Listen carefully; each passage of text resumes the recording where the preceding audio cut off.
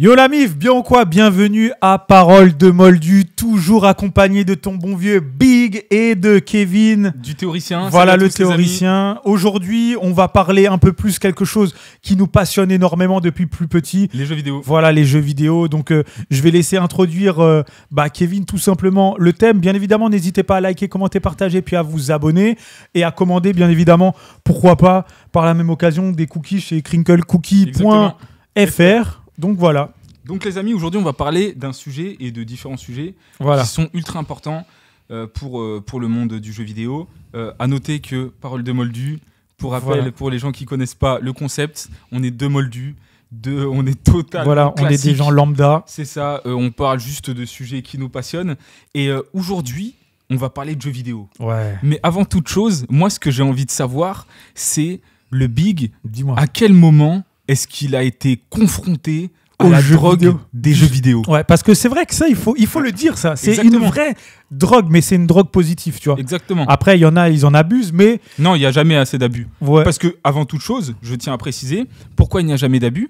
Car les jeux vidéo, ça permet d'exprimer la créativité. C'est vrai, ça, je suis tout à fait d'accord. Je pense que si tu mets TikTok entre les mains d'un bambin et Minecraft, si tu prends ces mêmes bambins au bout de 2 ans, je pense que le bambin sur Minecraft aura beaucoup plus de créativité que celui sur TikTok. C'est vrai. Donc c'est pour ça à tous les parents qui vont regarder regarder ou écouter ce podcast sur les plateformes, si vous souhaitez acheter une console à un enfant, achetez-lui une console avec Skyrim ou Minecraft. Ok. Mais avant toute chose, voilà. Le Big, voilà. À quel moment est-ce que tu as été confronté aux jeux vidéo? Franchement, c'est très compliqué à répondre à cette question, mais je serais d'avis de te dire que ça devait être soit la Game Boy, tu vois, la grosse grise là, soit la Game Boy, ou soit la Nintendo, la première Nintendo. Okay. La première Game Boy, bon bah comme tout le monde, tu vois, Tetris. Ouais.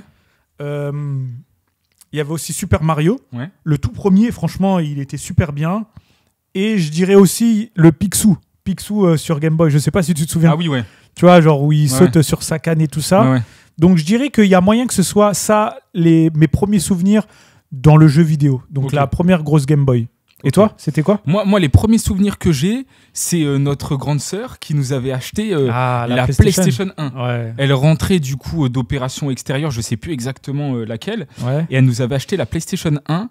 Et du coup, sur la PlayStation 1, on avait FIFA 98. Ah, c'était FIFA 98 qu'on avait? Ouais, on avait FIFA 98 où avec une touche, on pouvait faire des passements de jambes.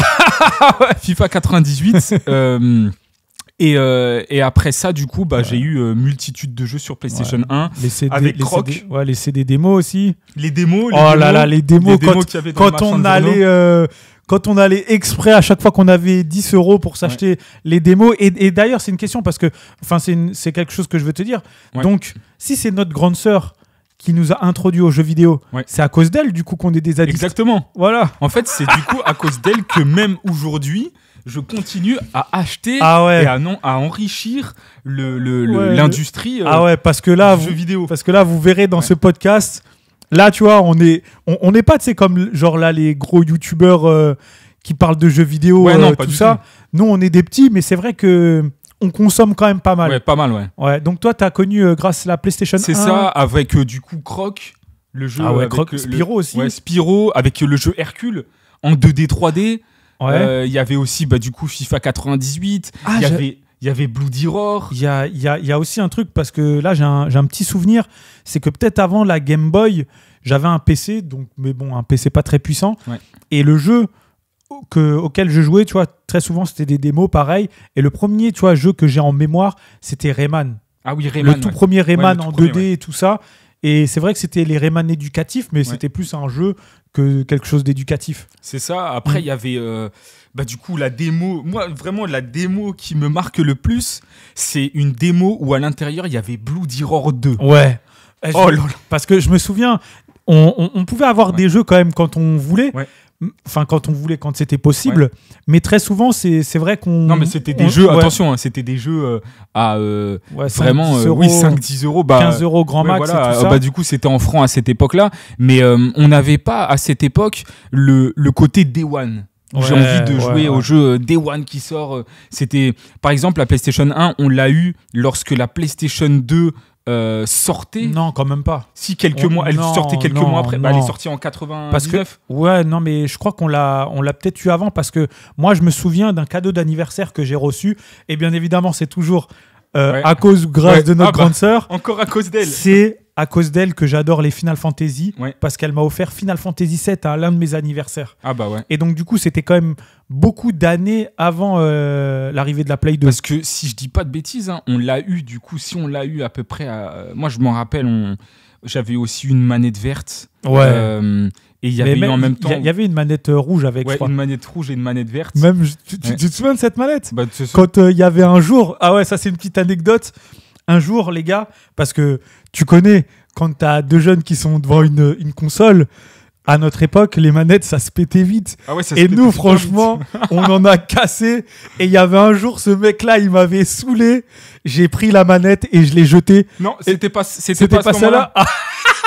Ça, c'était bien après. Ça, c'était la génération PS2. Non, ça, c'était, je me souviens, c'était Play 1. Non, parce qu'on avait une rouge. Ah, bah, il y en avait une autre alors. Voilà. Il y avait un autre épisode. Ouais. Mais vraiment, pour vous dire que on a eu, du coup, sans doute FIFA 98. Ouais, mais je pense qu'on l'a pas eu en 98, mais en 99 ou en 2000. Moi, je sais pas, et la PS2, elle était déjà. Elle était sans doute déjà sortie, mais vraiment Bloody Roar 2 avec Long qui se transformait en tigre. C'était incroyable. Parce qu'en plus, on a eu la chance d'avoir une PlayStation pucée aussi. Ouais. On a réussi à la pucer. Puis après, moi... Je sais pas qui l'a pucé, mais... alors, il y a deux théories. Soit il y a une théorie qu'on avait trouvée sur... Avant, les annonces se faisaient sur le journal, tu vois, dans le journal. Et sûrement, il y avait un gars qui puçait. Ou peut-être que là... Parce que je me souviens que j'avais fait une escale en Algérie. Et que là-bas, je crois que j'avais ramené ma Play 1 et je crois que je l'avais peut-être pucé là-bas. Ah bah peut-être. Et c'est là-bas où j'avais ramené mes plein de jeux gravés PlayStation 1. Ah bah c'est peut-être là où il y avait Bloody Roar 2 en entier. Ouais. Après, je me rappelle, j'avais eu aussi à mon anniversaire Parasite Eve. J'avais eu Alundra 2 aussi. Ah ouais, jeu. Alundra 2. Ouais, et d'ailleurs, tu les avais finis ces jeux-là ou pas ? Non, je crois pas. Alundra, j'ai des... petits souvenirs, mais Parasite Eve, je crois que je l'avais pas fini. Mais de toute façon, je pense que j'ai dû finir aucun jeu sur PlayStation. Il y avait aussi le jeu MDK. Ah, MDK. Ouais. En plus, j'ai une anecdote par rapport à MDK. C'est qu'à un moment, je jouais et en fait, il m'avait saoulé. J'avais sauvegardé à un moment où quand je réappuyais sur Start, je mourais directement. Et pourtant, j'étais quand même un peu avancé dans le jeu. Mais je crois que les jeux à l'époque, ils duraient pas si longtemps que ça. Hein. Ah, franchement, j'ai vague souvenir de la durée de jeu, de la durée des jeux, quoi. Mais c'est vrai que c'était l'époque PS1, c'était la meilleure pour moi. Play 1 et Play 2 pour moi c'était meilleure époque. Parce que après ça, du coup, on a eu la PlayStation 2. Ouais. Mais avant ça, il y a une autre anecdote, c'est que avant d'avoir eu la PS2, il avait déjà acheté un jeu. Ah oui, cette anecdote là, c'est en fait toujours ma grande sœur qui est dans l'histoire. C'est en fait, il y a son mari qui avait acheté la PlayStation 2. Pour les DVD, je crois, et pour jouer. Ouais, mais pour parce jouer que, un peu, ouais. Parce qu'il faut bien comprendre qu'à l'époque, la PS2, c'était le meilleur lecteur DVD. Ouais. C'était vraiment le meilleur lecteur DVD. Tout le monde vous le dira. C'était le lecteur DVD le plus abordable. Ouais. Parce que ça coûtait super cher. Et en plus du lecteur DVD, vous aviez une console. Ouais, ça franchement, c'était révolutionnaire de fou. Parce que aussi, dernière chose avant que tu continues, il y avait aussi Panasonic qui avait sorti une PS2. Je sais pas si tu te rappelles. Oui, ouais, je vois, ouais. C'était une PS2 blanche Panasonic qui faisait lecteur DVD. Et avec des plus, il y avait une télécommande Panasonic, etc. Ouais. Mais du coup, il va nous raconter l'anecdote incroyable. L'anecdote, franchement, vraiment pas mal. Et en fait, du coup, son mari avait acheté une PlayStation 2. Et je me souviens de quelques jeux. Je crois qu'il avait un Gran Turismo, je sais plus lequel. Et il avait un jeu de, je sais pas si c'était James Bond 007, un truc comme ça. Et en fait, moi... Par hasard, parce qu'on traînait très souvent à Micromania pendant que nos parents faisaient les courses, et j'étais tombé sur un jeu, mais de fou. Et donc, du coup, j'ai économisé pendant je sais pas combien de temps, parce que c'est vrai que les jeux de Play 2 coûtaient quand même cher à l'époque. Et donc, du coup, le jeu que j'ai acheté, c'était Devil May Cry 1. Ouais. Et c'est-à-dire qu'à chaque fois, le seul moment où on pouvait y jouer, c'était quand on devait aller chez ma sœur. Sachant qu'elle habitait au moins à 400, 500 km, un truc comme ça. 400 km, on n'y allait pas souvent. Et sachant aussi, le point très important, c'est qu'il n'avait pas de carte mémoire. C'est-à-dire que chaque fois qu'on y allait, on devait à chaque fois rejouer toujours les mêmes niveaux, c'est-à-dire jusqu'à l'araignée géante. Ouais. Et ensuite, comme tu jouais pas mal, bon, bah, tu devais tout le temps recommencer. Et aussi, c'est parce qu'elle nous avait dit, bah, dans quelques années, il en aura plus besoin, donc on pourra vous la donner. Donc moi, je me suis dit, ça y est, toi, je vais acheter mon premier jeu. Et donc, mon premier jeu, c'était Devil May Cry. Bien évidemment, un jeu que j'avais même pas. Enfin, j'avais même pas la console, quoi. Et du coup, la console, on l'a eu quand ? Franchement, aucune idée. Je sais même pas s'il nous l'a donné. Je crois que peut-être on a dû l'avoir en cadeau. Je sais plus du tout. Ou un truc comme ça, mais ouais, la Play 2 aussi, pour moi, l'une des meilleures consoles. Parce que les amis, il y a aussi une autre anecdote, parce que je crois que tu avais acheté un deuxième jeu. Je sais pas. C'était Vice City. Et Vice City, on n'avait pas de carte mémoire. Ah, et ouais. Du coup, Vice City, à chaque fois, on avait l'intro où on dit avec Tony au début. Parce que l'intro, je l'ai vu au moins une centaine. On n'avait pas de carte mémoire. Parce que les cartes mémoire, ça coûtait cher aussi. Et je crois que c'est pour ça qu'on a. La dernière anecdote de la PS2, c'est que je crois que c'est peut-être à cause de ça qu'on a tué la PS2. Parce que du coup. Comme on n'avait pas de carte mémoire, peut-être qu'on l'a laissé allumer avec le CD à l'intérieur. Franchement, je sais même plus. Parce que pour vous dire, en gros, notre PS2, je sais pas si c'est un problème récurrent ou pas, elle ne lisait plus les DVD. Sauf qu'à l'époque, on savait pas qu'il y avait deux types de jeux. Enfin, à force, on s'en rendait compte, mais il y avait du coup les CD disques compact disque. Donc, c'était des CD qui pouvaient, en gros, stocker des jeux jusqu'à 1,4 giga. Et il y a les DVD donc, qui pouvaient avoir des jeux beaucoup plus volumineux de plus de 4,7, enfin jusqu'à 4,7 gigas. Ouais. Sauf que du coup, nous, à chaque fois qu'on achetait un jeu, on regardait est-ce que le CD est bleu. Voilà, c'est-à-dire que si le CD était bleu, on pouvait y jouer. S'il n'était pas bleu, on ne pouvait pas y jouer. Ouais, c'était trop chiant ça. Et du coup, ce qui s'est passé, c'est que nous, notre lentille ne pouvait plus du tout lire les DVD, donc on ne pouvait plus du tout lire de jeux, les nouveaux jeux, c'est-à-dire PES 5, PES 6, ouais, on était vraiment, Devil May Cry 2. Ouais, on était vraiment bloqués à genre les tout premiers jeux de la Play. Et jusqu'à très longtemps, jusqu'à la PS3. Ouais, ça nous a duré longtemps. On n'a jamais pu changer de console, malheureusement. Sauf au jour où il y a un pote troisième, à moi. Mon frère, il était en troisième, et il y a un pote à mon frère qui lui a prêté une PS2 avec un disque dur à l'intérieur. Je sais plus du tout. Il y avait plein de jeux dedans. Le système de modification qu'il y avait. Il y avait Budokai 3. Il y avait Devil May Cry. Il y avait en gros tous les derniers jeux dans la console. Même à cette époque, c'est fou de se dire qu'il y a un gars qui m'a quand même prêté une console. Ouais. Alors qu'à l'heure actuelle, c'est impossible que quelqu'un... Parce que vu le prix, genre t'imagines, toi, un pote à toi te dit tu peux me prêter ta PlayStation 5 mais c'est ouf. Qui coûte 500 ou 600 euros. Tu vas dire, mec, abuse pas, tu vois. Ah, mais c'est totalement fou. Ouais. C'est ouf. Et après ça, du coup, il y a eu aussi les consoles portables. Ouais, parce que pendant cette période, moi j'ai eu la Game Boy Advance violette, donc la Game Boy Advance. La première. Ouais, où dessus, du coup, j'avais les jeux.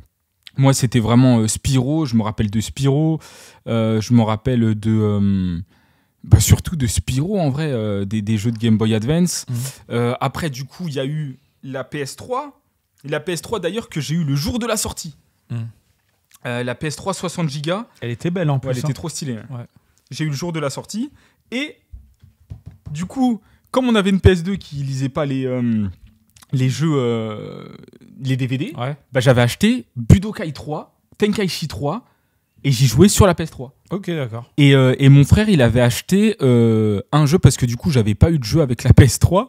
J'avais que du coup la démo de comment ça s'appelle de Gran Turismo Prologue. Ouais. Je crois, ou Gran Turismo Sport, un truc comme ça. Et il avait acheté un jeu, il avait acheté Resistance Fall of Man. Oh, Resistance, trop lourd. Hein. Ouais, c'était incroyable. Oh là là, ce jeu, en plus, c'était le début du online aussi. En plus, le online, il était gratuit. Ouais. Et franchement, je crois qu'on a poncé le online. Ah, c'est clair. Ah ouais, il était trop lourd. Après, il y a eu Motorstorm. Motorstorm, je comprends pas Sony pourquoi ils ont arrêté cette franchise. C'était trop bien fait. Ah, je sais pas, moi, je suis pas méga fan de jeux de voiture. Ah ouais, Motorstorm, c'était vraiment trop stylé. Et après, il y a eu toute la période de la PS3. Mais c'est là où c'est intéressant parce qu'il y a eu un embranchement que juste avant la PS3, je me rappelle, j'ai eu la Xbox. Ouais. Et du coup, j'ai pu jouer à pas mal de jeux qui étaient disponibles sur Xbox, dont Halo. J'ai eu aussi Wacked. J'ai eu pas mal de jeux sur Xbox. Et c'est à ce moment-là où je me suis dit, en fait, moi, je préfère l'écosystème Xbox. Ah ouais? Ouais. Parce que après, j'ai eu du coup la Xbox 360, après la PS3.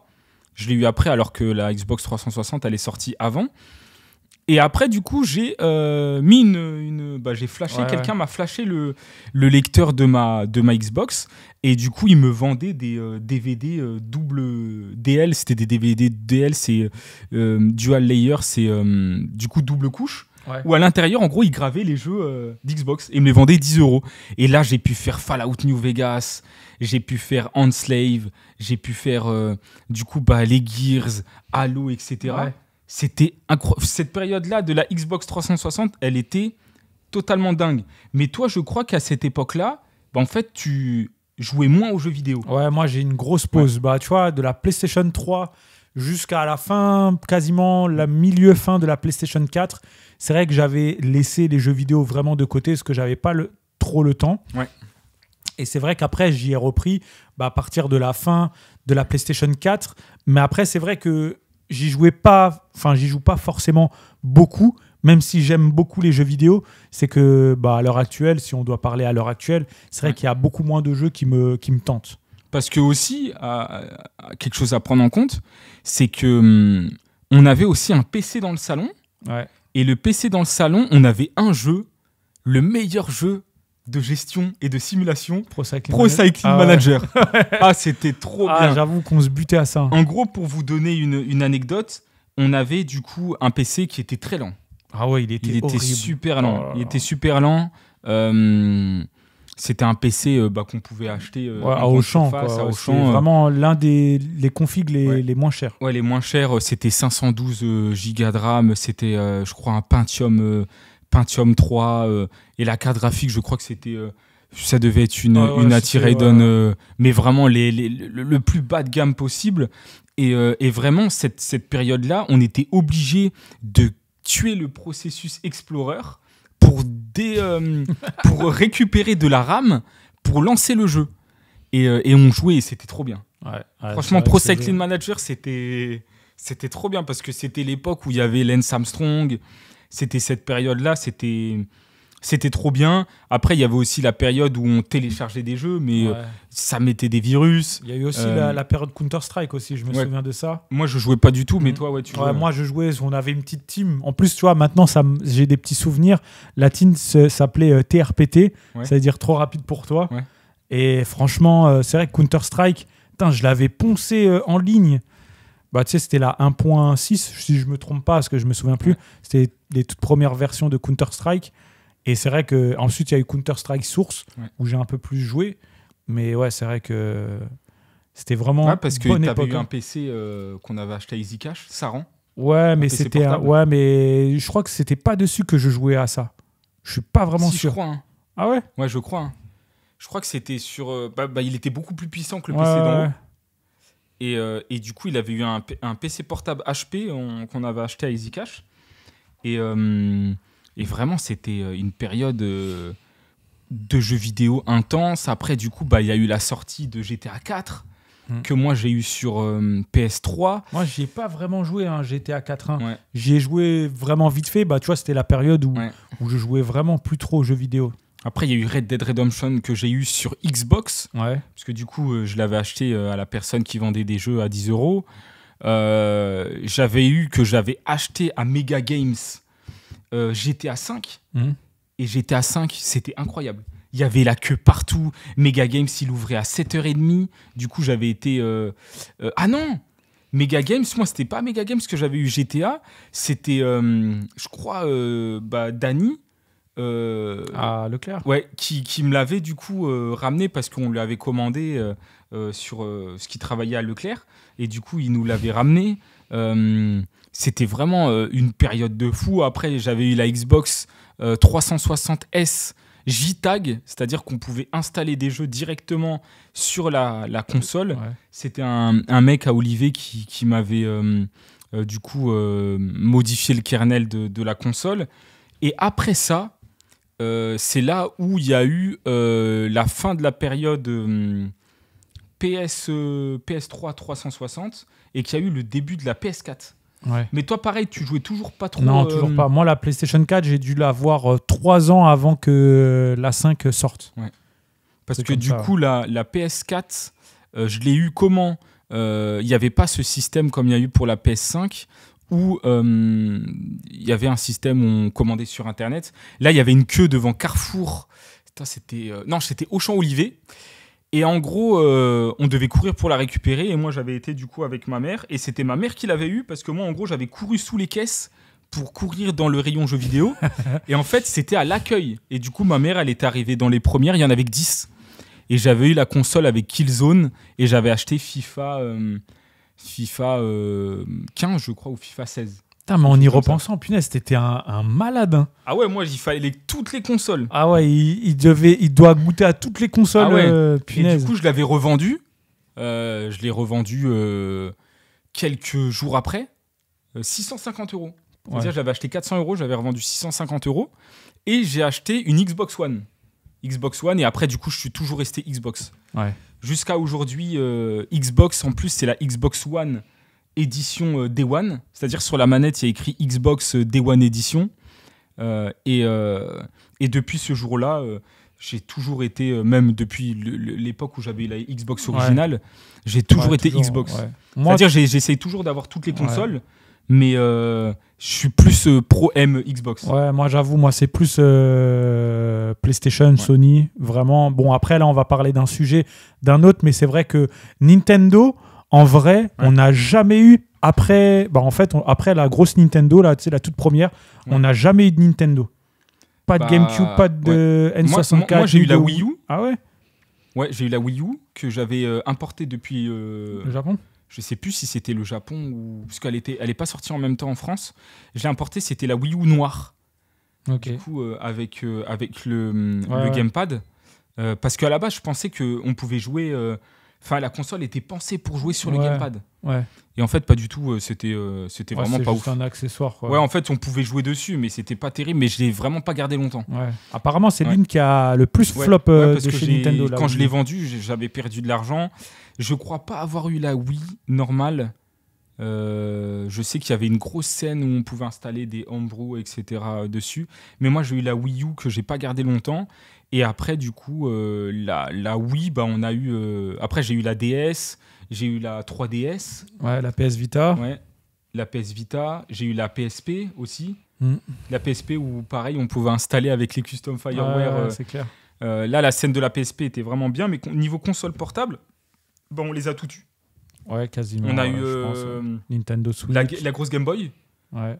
La Game Boy Color. Ouais, la Pocket. La Game Boy Pocket, toi tu l'as eu ? Ouais, je l'ai eu. La Game Boy Advance normale. Ouais. La Game Boy Advance SP. Mais en plus, tu vois, genre toutes ces consoles, elles sont où ? Je sais pas du tout. Ça, c'est une bonne question, ça. Je sais pas si on les a vendues ou pas. Après, on a eu la DS. Moi, j'ai eu la DS. Ouais. Ouais, mais pas la grosse DS. Ouais, là, il y a la DS Lite. Ouais, la DS Lite, ouais, c'est ça. Ouais. J'ai eu la DS Lite. Après, j'ai eu la 3DS bleue, jour de la sortie, en bleu. Et j'ai pas eu la New 3DS, etc. Et ça, j'ai la pas... 2DS aussi ? Non, j'ai pas eu non plus. Parce que du coup, sur la 3DS, je crois que j'avais installé un gateway. C'était une cartouche où on pouvait lire les jeux au bout d'un certain temps. Et après, du coup, la Switch, que j'ai eu Day One avec Breath of the Wild. Et là, c'est à ce moment-là où toi, du coup, t'as repris goût aux consoles. Voilà. En fait, le truc qui m'a redonné goût, c'est c'est en fait, tu vois, je suis allé chez mon pote Dany. Et en fait, à ce moment-là, tu vois, il travaillait pas et du coup, il jouait pas mal aux jeux vidéo. Et lui, il avait la PlayStation 4. Et en fait, j'y suis allé. Et là, tu vois, genre, j'ai découvert un jeu et je me suis dit, mais c'est trop lourd. Devine, c'est quoi le jeu ? Je sais pas. Vas-y, devine. C'est le jeu qui m'a limite donné envie de rejouer aux jeux vidéo. Et c'est trop bizarre, le nom que je vais vous donner. Je sais pas, Uncharted ? Non. Si tu trouves, t'es trop fort. Pourtant, c'est un jeu hyper connu. Hein. Call of Duty ? Non. Fortnite ? Ouais, Fortnite. Ah ouais. Dès que j'ai vu jouer, en plus, il avait un grand écran. Et après, je dis, tiens, c'est quoi ce jeu ? Il me dit, ouais, c'est Fortnite, on est 100 sur la map. Et c'est le dernier qui... Tout ça, je me suis dit, ouais, mais c'est quoi ce jeu ? C'était stylé. Et du coup, après, il m'a passé la manette. C'était vraiment le tout début de Fortnite. Et franchement, je te promets, j'ai toujours attendu un jeu comme ça. Tu sais, genre où t'es trop sur la map. Et... Bah oui, parce qu'il arrêtait pas de parler d'un manga où il dit Battle Royale, ouais. Et du coup, là, c'est à ce moment-là où ils ont créé le jeu Battle Royale. Et franchement, quand j'ai vu ça, je me suis dit, mais j'ai toujours voulu jouer à un jeu comme ça où t'es plus de 100 sur une map et tu dois te bourriner avec les autres. Et du coup, quelques mois après, j'ai eu la PlayStation 4 et c'était juste un tout petit peu avant le Covid. Ce que je me souviens, c'est peut-être... je crois que c'était à mon anniversaire ou le Noël, juste avant le Covid, où j'ai eu la PlayStation 4. Du coup, pendant le Covid, j'ai joué à ça et à Call of Duty Warzone. Ouais. Et après, c'est à partir de là où j'ai repris un tout petit peu goût. Hein. Tu vois, j'ai pas énormément acheté de jeux sur la PlayStation 4, mais c'est là où j'ai commencé à kiffer rejouer au jeu. Moi, la période des Battle Royale, moi, j'ai pas trop aimé. Fortnite et tout, j'ai pas aimé. Moi, Apex, pareil, j'ai pas trop aimé. Apex, j'ai joué un petit peu, j'ai un petit peu plus aimé parce qu'il n'y avait pas ce système de construction d'immeubles où les gens ils commencent à construire des immeubles. Ça, c'était trop chiant. Ça, j'ai pas trop. Parce que dites-vous, à la toute base de Fortnite classique, il n'y avait pas d'immeubles. C'est-à-dire, les gens, au pire des cas, ils mettaient un mur. Mais il n'y avait pas ce côté tryhard, les gens ils commencent à mettre des immeubles, à faire des rampes, etc. Il n'y avait pas tout ça. Et du coup, c'est vrai que c'était un peu plus plaisant. Après, il y avait l'arrivée de Warzone, il y avait Apex. Moi, j'ai pas trop aimé. Et moi, par contre, pendant cette partie-là, je jouais plus trop aux jeux vidéo. Ok. Moi, c'était l'inverse. Ouais. Je jouais plus trop aux jeux vidéo. Parce que je sais même plus en plus pourquoi. C'était quand ça 2020 2020-2021. Ouais, 2020-2021, c'est vrai que je jouais plus trop aux jeux. Et parce que en parallèle de la Xbox, moi ce que j'aimais c'était le PC. C'est-à-dire le PC. J'ai eu mon premier PC pendant la période de la PS3 que j'avais monté. J'avais une 4830. Une ATI Radeon 4830 avec Windows Vista basique dessus et j'avais un Intel Core de Duo E7300, donc vraiment une config qui était destinée à faire du jeu vidéo mais vraiment du milieu de gamme et moi depuis cette époque-là j'ai toujours aimé le jeu vidéo sur PC et je jouais du coup à League of Legends et à Dota 2. Ouais. Mais là, pendant cette période-là, je jouais plus trop. Après, je jouais de temps en temps avec vous à Warzone. Mais moi, où ça a repris, c'est à l'époque de Cyberpunk. En gros, 2023, j'ai fait Cyberpunk, Red Dead Redemption 2 et The Last of Us Part 2. Ok. J'ai fait les 3 plus grand jeu de l'histoire du jeu vidéo, mais en l'espace de 4 mois. C'est-à-dire que j'ai commencé par The Last of Us. Du coup, je l'ai fait, j'ai fait. C'est incroyable ce jeu. Je sais pas si tu l'as fait. En fait, j'avais commencé, je suis resté bloqué, ensuite j'ai arrêté de jouer. The Last of Us Part 2, incroyabissime. Tu vois, c'est des jeux que j'ai dans ma tête, mais il faut que je trouve le temps de les faire. Et du coup, je l'ai fini, sachant que c'est un jeu 100% narratif. Hein. C'est un jeu... il n'y a pas de quête annexe, c'est vraiment du tout droit. Non, c'est vraiment du tout droit. C'est-à-dire, c'est comme un film interactif. Ouais. Ensuite, après ça, sachant que, petite parenthèse, même pendant la période où on a sauté, j'ai quand même eu la PS5 le jour de la sortie, la Xbox Series X le jour de la sortie, la Switch 1 le jour de la sortie, mais je jouais plus trop. C'est-à-dire, je les avais quand même. Et j'ai fait quelques jeux. Parce que c'était ta pulsion, tu vois, du jeu vidéo qui te disait il faut quand même que tu les achètes. Et puis j'y jouais quand même un petit peu. J'ai dû, je crois, pendant cette période-là, j'ai dû finir 3 jeux max. Spider-Man, Marvel Spider-Man. J'ai fini Uncharted 4 et j'ai dû finir un autre jeu. Mais c'était vraiment très pauvre. Alors que là, vraiment, en l'espace de 4 mois ou 3 mois ou même peut-être un peu moins, j'ai fait The Last of Us, qui est part 2, qui était incroyable, sachant que j'avais déjà fait la part 1 et puis c'était au moment où la série s'est finie. Après, j'ai fait Cyberpunk, la 2.0, si les gens s'en souviennent. Incroyable. L'histoire, elle est complètement folle. Je vais pas vous spoiler, mais ça, c'est un jeu à faire. Et après ça, j'ai fini avec le jeu du millénaire, Red Dead Redemption 2 avec Arthur Morgan. Putain, j'ai du mal avec ce jeu. Hein. Et les amis, en plus de ça, ce qui est drôle, c'est que pour moi, c'est vraiment le jeu, même pas de l'année, même pas de la décennie, c'est le meilleur jeu de tous les temps. Ah ouais ? Et il est trop bien. En fait, pourquoi, les amis, c'est le meilleur jeu de tous les temps ? À cause d'Arthur Morgan. Je trouve que c'est le personnage le mieux écrit de l'histoire du jeu vidéo. Même si certains vont me dire qu'il y a Dante, d'autres qui vont me dire qu'il y a Kratos. Dante, je pense pas, parce que Dante, en vrai... Oui, mais c'est parce qu'il est stylé. Ouais, voilà, c'est juste qu'il est stylé, mais il a pas vraiment d'histoire, oui. Tu sais, c'est pas vraiment développé de fou, quoi. C'est pas développé, mais il est quand même ultra stylé. C'est comme donc pour toi, le meilleur personnage de tous les temps... Ah ouais, c'est Arthur Morgan. Non. Moi, les amis, il y a aucun débat à avoir avec moi. Arthur Morgan. Moi, tu sais c'est qui ? Bah, Sephiroth. Voilà, moi c'est lui. Franchement, lui... Bah, Sephiroth, moi, je sais que Final Fantasy, je l'ai fait un petit peu après Final Fantasy Remake. Et puis, comme je disais, parce qu'il est très, très fan de Rebirth, j'ai pas trop aimé les quêtes annexes. Pour moi, il y avait trop de quêtes annexes. Ouais. C'est vrai qu'il y en a trop. Il y avait trop de le côté... En fait, ils auraient pu carrément faire... tu vois, les deux parties, tu vois, genre, parce qu'il va y avoir une troisième partie, s'ils avaient enlevé toutes les quêtes annexes.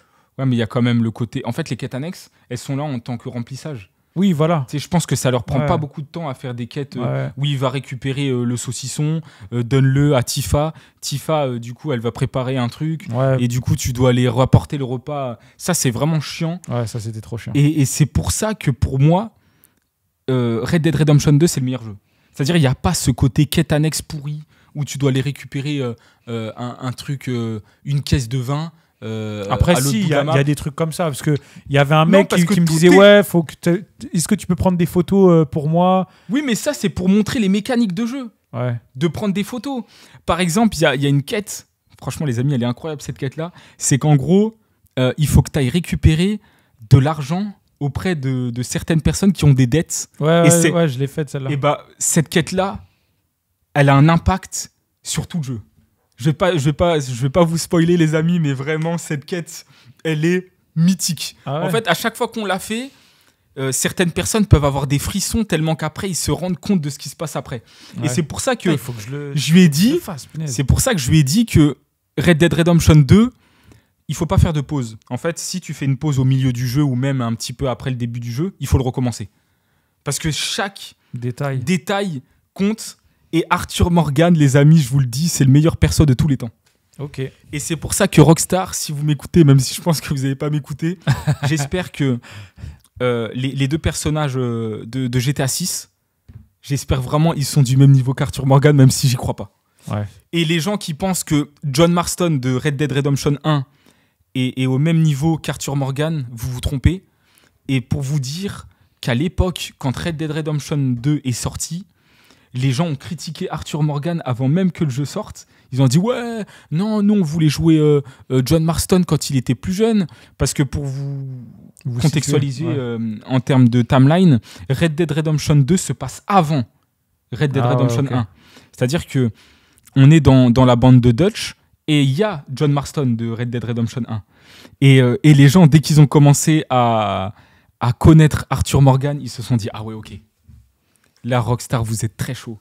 Ah bah, j'avoue. Franchement, les amis, vraiment, si vous écoutez ce podcast et que vous aimez les jeux vidéo, même achetez une Xbox One ou à 50 € sur le Bon Coin, ou une PS4 à 50 € sur le Bon Coin et faites ce jeu. Après, pour trouver une Play 4 à 50 €, il faut y aller. Hein. Oui, ou même 100 €. Ou même 100 €. Ouais. Ou si vraiment, une Xbox One, du coup, je pense qu'on peut trouver des Xbox One à prix malin. Mais les amis, vraiment, Red Dead Redemption 2, incroyable. Et toi, du coup, pour toi, le meilleur jeu, c'est Rebirth. Non, après... Vraiment de tous les temps. Bah, en vrai, c'est compliqué, parce qu'il y a trop de jeux. Parce que moi, il y a Final Fantasy 7, 8, 9, 10... Tu vois que pour moi, c'est des jeux de fou. Il y a Grandia aussi. Il y a Suikoden 2 que j'ai trop aimé. Je crois que tu as bien aimé Golden Sun aussi. Ouais, mais j'ai jamais eu vraiment le temps d'y jouer. Quoi. Parce que j'ai jamais eu la cartouche et ni je l'ai téléchargé. Sinon, il y a quoi d'autre comme jeu ? Final Fantasy 16 aussi que j'ai fait dernièrement. En fait, c'est vrai que ça tourne beaucoup en Final Fantasy. Square Enix et Square Enix. Ouais, après, il y a aussi Horizon. Les 2 Horizon que j'ai trop aimé. Ah ouais, alors que moi, franchement, Horizon, j'ai pas du tout aimé. Je pense que j'ai pas aimé à cause du côté Ubisoft. Aussi. Ah ouais. En fait, il y avait beaucoup de quêtes annexes un peu pas ouf. En fait, à partir du moment où il y a des quêtes FedEx qui n'ont pas d'impact sur l'environnement, que les quêtes, elles sont un peu pas terribles, c'est que j'ai joué à tellement de jeux pendant l'époque Xbox 360 avec des quêtes annexes comme dans Fallout New Vegas, ou des quêtes qui ont des impacts de malade sur toute la map, même des quêtes annexes où tu te retrouves à aider une goule radioactive et au final l'objectif de la goule c'est d'aller dans l'espace. En fait, c'est des quêtes qui te prennent vraiment mais qui ne font pas avancer l'histoire. Ouais, qui font pas avancer l'histoire, mais du coup qui font avancer une histoire parallèle. Ouais. Et qui est ultra intéressante. D'ailleurs, Obsidian, sur ça, vous êtes vraiment les boss. J'espère que The Outer World 2 là, qui sort d'Obsidian sera du même niveau. Mais vraiment, les quêtes de... Pourtant, je lui ai donné une chance. J'ai joué 10 heures à peu près à Horizon. Mais j'ai pas du tout aimé. Après aussi, Aloy, j'aime pas trop le personnage d'Aloy. Mais ouais, c'est une typologie de jeu que j'aime pas trop. Après, je pense que toi, t'aurais bien aimé les nouveaux Assassin's Creed. Ouais, mais j'avoue qu'il faudrait que je teste, tu vois. C'est vrai que j'ai pas vraiment eu le temps. Déjà, j'ai pas beaucoup de temps pour jouer. Donc, c'est vrai que c'est très compliqué. Mais sinon, pour revenir à ta question, quel est mon jeu préféré de tous les temps ? En vrai, je te dirais le Final Fantasy VII original, tu vois, le tout premier. Parce que tu vois, entre le remake, le Rebirth et puis là, le 3e, c'est sûr que c'est le même jeu, mais avec plus de missions qui servent un peu à rien, des trucs à rallonge et tout ça. Mais en soi, Final Fantasy VII, pour moi, c'est le meilleur jeu de tous les temps, pour moi. Ouais. Et puis voilà. Hein. Ouais, moi, personnellement, Final Fantasy VII, je le regardais jouer. Ouais. Le premier, j'ai quelques petits souvenirs, surtout en tant que spectateur. Ouais. Mais moi, j'ai vraiment bien aimé Final Fantasy VII Remake, à part les quêtes annexes. Si Square Enix avait la possibilité de faire un jeu vraiment en ligne droite, c'est-à-dire sans le côté open world, vraiment on fait tout en ligne droite, un peu comme un Last of Us, etc. Ou peut-être qu'il y a des grandes zones ouvertes, où en gros on retire toutes les quêtes. Mais en vrai, tu vois, elles sont vraiment bien. Enfin, le jeu, il est vraiment bien, le Rebirth, mais c'est vrai qu'il y a trop de trucs. Je pense qu'il est long aussi. En fait, il est long si tu fais vraiment tout, tu vois. Comme il y a des trucs, tu vois, que j'ai pas continué, tu vois, comme... j'ai réussi à avoir tous les talismans pour combattre Gilgamesh. Ouais. Je suis rentré dans l'antre de Gilgamesh et quand j'ai vu ce qu'il fallait faire, ça m'a découragé parce que fallait que j'aille encore entraîner Méga parce que tu dois rebattre toutes les invocations que tu avais déjà battues, mais ils sont pas tout seuls. C'est-à-dire que genre tu as Ifrit et Bahamut en même temps. Et déjà que tu avais galéré pour battre Bahamut tout seul, là tu as les deux en même temps. Plus t'as Titan, même des fois ils étaient 3. Donc après je me suis dit vas-y, ça va être trop long. Donc après j'ai foncé directement vers la fin du jeu. Mais sinon si tu retires tous ces petits trucs comme ça, comme toutes les missions des MOG, même tous les espèces de satellites qu'il faut activer, tout ça, si tu fonces ligne droite, je pense qu'il est beaucoup plus court que ça. Mais ouais, c'est vrai que ça gâche un peu le jeu, je trouve. C'est surtout qu'au final, il faut quand même farmer, du coup. Oui, t'es obligé, parce que sinon, le dernier boss, il est très compliqué à battre. Ah ouais, non, mais ça, c'est des jeux qui... En fait, ça nécessite énormément de temps. Ou soit faut être un fan inconditionnel pour vraiment... même les quêtes qui sont un peu pourries, de continuer à y jouer, ou soit c'est compliqué. Et toi, tu préfères quoi, du coup, les jeux qui durent entre 8 et 10 heures, ou les jeux qui durent plus de 30-50 heures? Après, moi, j'ai jamais fait des jeux qui durent moins de, admettons, 50 heures. J'ai pas eu l'impression d'avoir fait un... Tu vois, tous les jeux que j'ai fait, c'est que des jeux d'aventure, mais qui durent trop longtemps, tu vois. Tu sais, genre, comme je t'ai dit, même tous les Final Fantasy, même là, le Ever Crisis, le Crisis Core, même, tu vois, les Octopath Traveler, j'imagine que ça doit prendre du temps. Même les Spider-Man... qu'est-ce qu'il y a d'autre les Horizons. Après, Spider-Man, il est très court. Hein. Ah ouais? Spider-Man, je pense qu'il doit durer 15 heures, hein, max. Ah ouais. Même 10 heures, si vraiment on va tout droit. Spider-Man Miles Morales, je crois qu'il dure à peu près 7 heures. Spider-Man 1, il doit durer 10 heures. Et Spider-Man 2, il doit aller entre 10 et 12 heures. Ah ouais. Mais je crois que ça, tu les as pas fait. Non. Après, il y a God of War 1 qui doit durer une vingtaine d'heures. God of War Ragnarok, peut-être une petite quinzaine d'heures. Sachant qu'il y a aussi des quêtes... je pense les gens qui en ont fait les quêtes avec Atreus et puis... l'autre demi-dieu, elles sont vraiment chiantes ces quêtes. Ouais. En fait, à partir du moment où on joue Atreus, c'est vraiment chiant. Ok. C'est super chiant. J'ai fait aucun God of War. Ouais.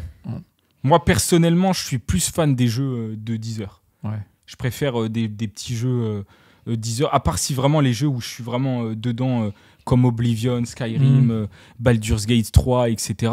Là, c'est vraiment des jeux où je suis dedans, Borderlands 4 actuellement. C'est des jeux, ça me dérange pas si ils ont une durée de vie de 50 heures. Mais par contre, les jeux solo narratifs, vraiment full solo narratif, un peu typologie de jeu film interactif, comme Uncharted, etc. Je préfère que les jeux ils fassent 8 heures, c'est parfait. Ouais. Comme ça, on a le début et la fin. Après, le problème, deuxième problème à soulever, c'est que toi, t'achètes pas trop de jeux. Ouais, c'est vrai. En fait, là, il y a vraiment deux types de personnes, de consommateurs. Ouais. Moi, j'achète les jeux Day One. Par exemple, là, j'ai acheté Borderlands 4 Day One, la version Ultimate. J'ai acheté Dying Light The Beast Day One, FIFA 26 Day One. La plupart du temps, j'achète toujours les jeux Day One quand je les attends énormément. Même je les précommande, même si ça ne sert pas à grand-chose. Mais la plupart du temps, c'est des jeux... où je sais qu'ils vont être exceptionnels. Ouais. Borderlands 4, je savais pertinemment que ça allait être le renouveau de la série et qu'il allait être bien mieux que le 3. Dying Like the Beast, j'adore les jeux de parcours et en plus de ça, jeux de parcours avec zombies. Et FIFA, de toute façon, on y passe tous les ans. Alors que lui, c'est totalement différent. Ouais. C'est un petit peu le dénicheur d'occasions intéressantes sur le bon coin. Voilà. Il va vous donner une petite anecdote, un petit deal qu'il a eu avec une Switch. Les petits Dilus. Parce que tu vois, lui, c'est un type de personnage qui joue pratiquement que en démat. Ouais, moi, c'est que du démat. Ouais, moi, c'est que du physique parce que tu vois, j'aime bien me dire, vas-y, je l'ai fini. Ouais. Soit je le garde pour vas-y, dire, pas pour la collection, mais plus pour avoir un souvenir, tu vois. Ou sinon, je le revends, tu vois. Donc moi, mon plus gros Dilus actuel là, actuel, c'est j'ai acheté une Nintendo Switch 1, déjà 90 € sur le bon coin. Donc là, déjà, franchement, ça va. Il y avait une pochette. Hein. Ouais, il y avait une pochette. Il y avait une carte mémoire ? Non, il n'y avait pas de carte mémoire. Avec pochette, en bon état en plus. Ouais, franchement, bon état. Franchement, quasi neuf. Hein. Et il y avait 3 jeux dedans. Donc il y avait Minecraft, Mario Kart et Animal Crossing pour 90 €, sachant que j'ai donné Minecraft. J'ai vendu Mario Kart parce que je l'avais en double. Et je l'ai vendu 30 €, sans boîte en plus. Ouais. Donc au final, là, la Nintendo Switch Lite m'a coûté 60 €. Ouais. Donc après, si je vends... Avec Animal Crossing. Hein. Ouais, si je vends Animal Crossing, admettons 20 €. Non, Animal Crossing, c'est plus 30-40 €. Ouais, je sais, mais tu sais, si je veux... on va dire 30 €. Ouais. Au final, la Switch aura coûté 30 €. Ouais, 30 €. Ouais. Donc franchement, meilleur deal. Et là, actuellement, il est en train de chercher des petits deals parce que c'est vrai que moi, tu vois, je suis le gars, j'achète très rarement des jeux Day One. Il y a juste eu Final Fantasy VII Remake que j'ai acheté Day One, Red Dead Redemption 2 que j'ai acheté Day One, et après tous les autres, mais justement, soit j'attends que j'ai le temps de jouer, ou soit j'attends qu'ils soient moins chers, mais c'est très souvent, je les achète plus tard, c'est parce qu'en fait j'ai pas trop le temps de jouer, et je me dis ça sert à rien que je l'achète là, parce que de toute façon, je vais pas y jouer tout de suite. Parce que du coup, toi, tu fréquentes pas trop les forums de jeux vidéo. Non. Et moi, je regarde un peu. Tu regardes pas trop l'actualité jeux vidéo aussi. Si, je regarde que de temps en temps quand tu sais, genre les titres, des vidéos, elles vont avoir. Et les tests, etc. Tu regardes. Ouais. En fait, avant d'acheter un jeu, je regarde toujours des tests. Tu vois. Tu vas sur quel site, par exemple ? Non, je vais que sur YouTube. Tu vois, je regarde des gars qui jouent. Ouais, je regarde des gars qui jouent. Et si vraiment le gameplay, sans que le gars il dise ouais il est trop lourd, faut l'acheter, ou il est trop naze, je préfère me faire un avis de comment est-ce que c'est visuellement, si vraiment ça va me plaire, et ensuite après boum, je vais aller me l'acheter, ou pas. Donc c'est pour ça que très souvent, tu vois, je traîne un peu sur le bon coin, des trucs comme ça. J'achète des jeux que je vais pas faire tout de suite, mais que peut-être je vais faire dans 1 ou 2 ans. Tu vois, genre là, j'ai acheté... là, mon dernier jeu que j'ai acheté, c'est Super Mario RPG. Je sais que je vais pas y jouer maintenant. Ça se peut que je vais y jouer dans 1 an ou dans 2 ans. Mais je l'achète parce que je me dis, là, tu vois, je l'ai dans ma tête. Je sais que ça se peut que dans 2 ans, j'aurais déjà oublié qu'il existe ce jeu. Et que, tu vois, comme je te dis, les RPG, moi, c'est le type de jeu que j'aime bien. Donc voilà, donc j'achète des jeux que je joue pas tout de suite, mais que je sais que je vais jouer dans quelques mois. Et en plus de ça, ils les achètent à prix malin. Voilà, parce que du coup, par exemple, celui-là, tu l'as acheté combien ? Ouais, je l'ai acheté 20 €. 20 €, voilà, Mario RPG 20 €. RPG, ouais. Sachant qu'il a aussi des jeux comme Octopath Traveler 2. Non, j'ai pas le 2 encore. J'ai le 1. Le 1.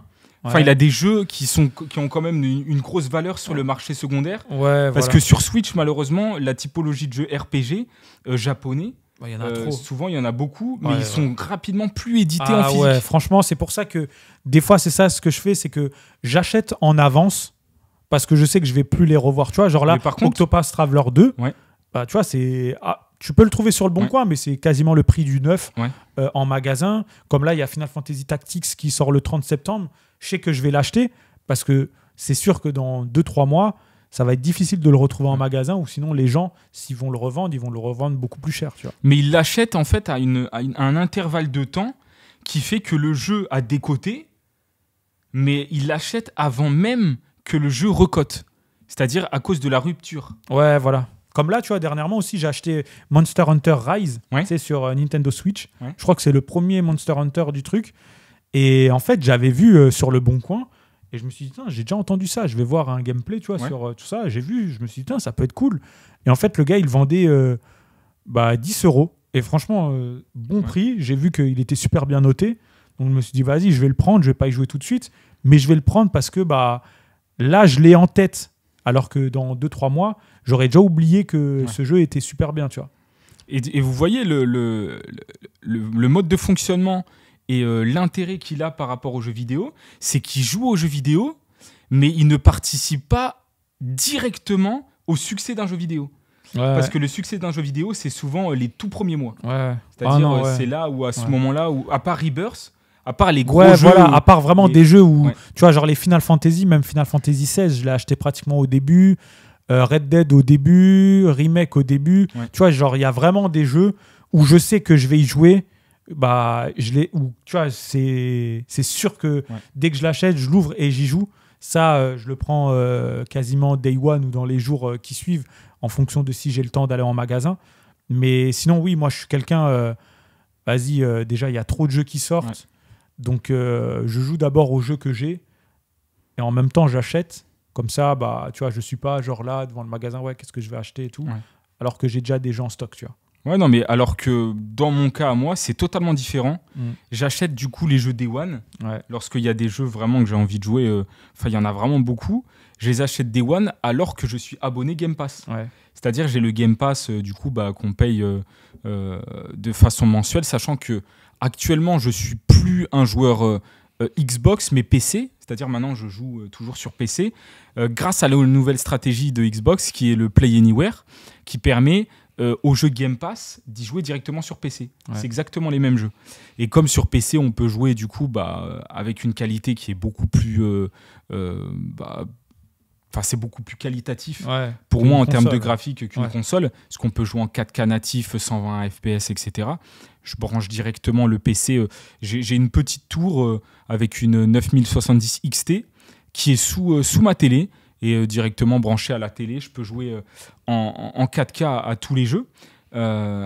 Et ça montre vraiment que même si on a le Game Pass, ça ne nous empêche pas d'acheter les jeux Day One et de soutenir l'économie et de soutenir la production de jeux vidéo. Et moi, j'ai une question à te poser. Est-ce que tu penses que le démat va tuer...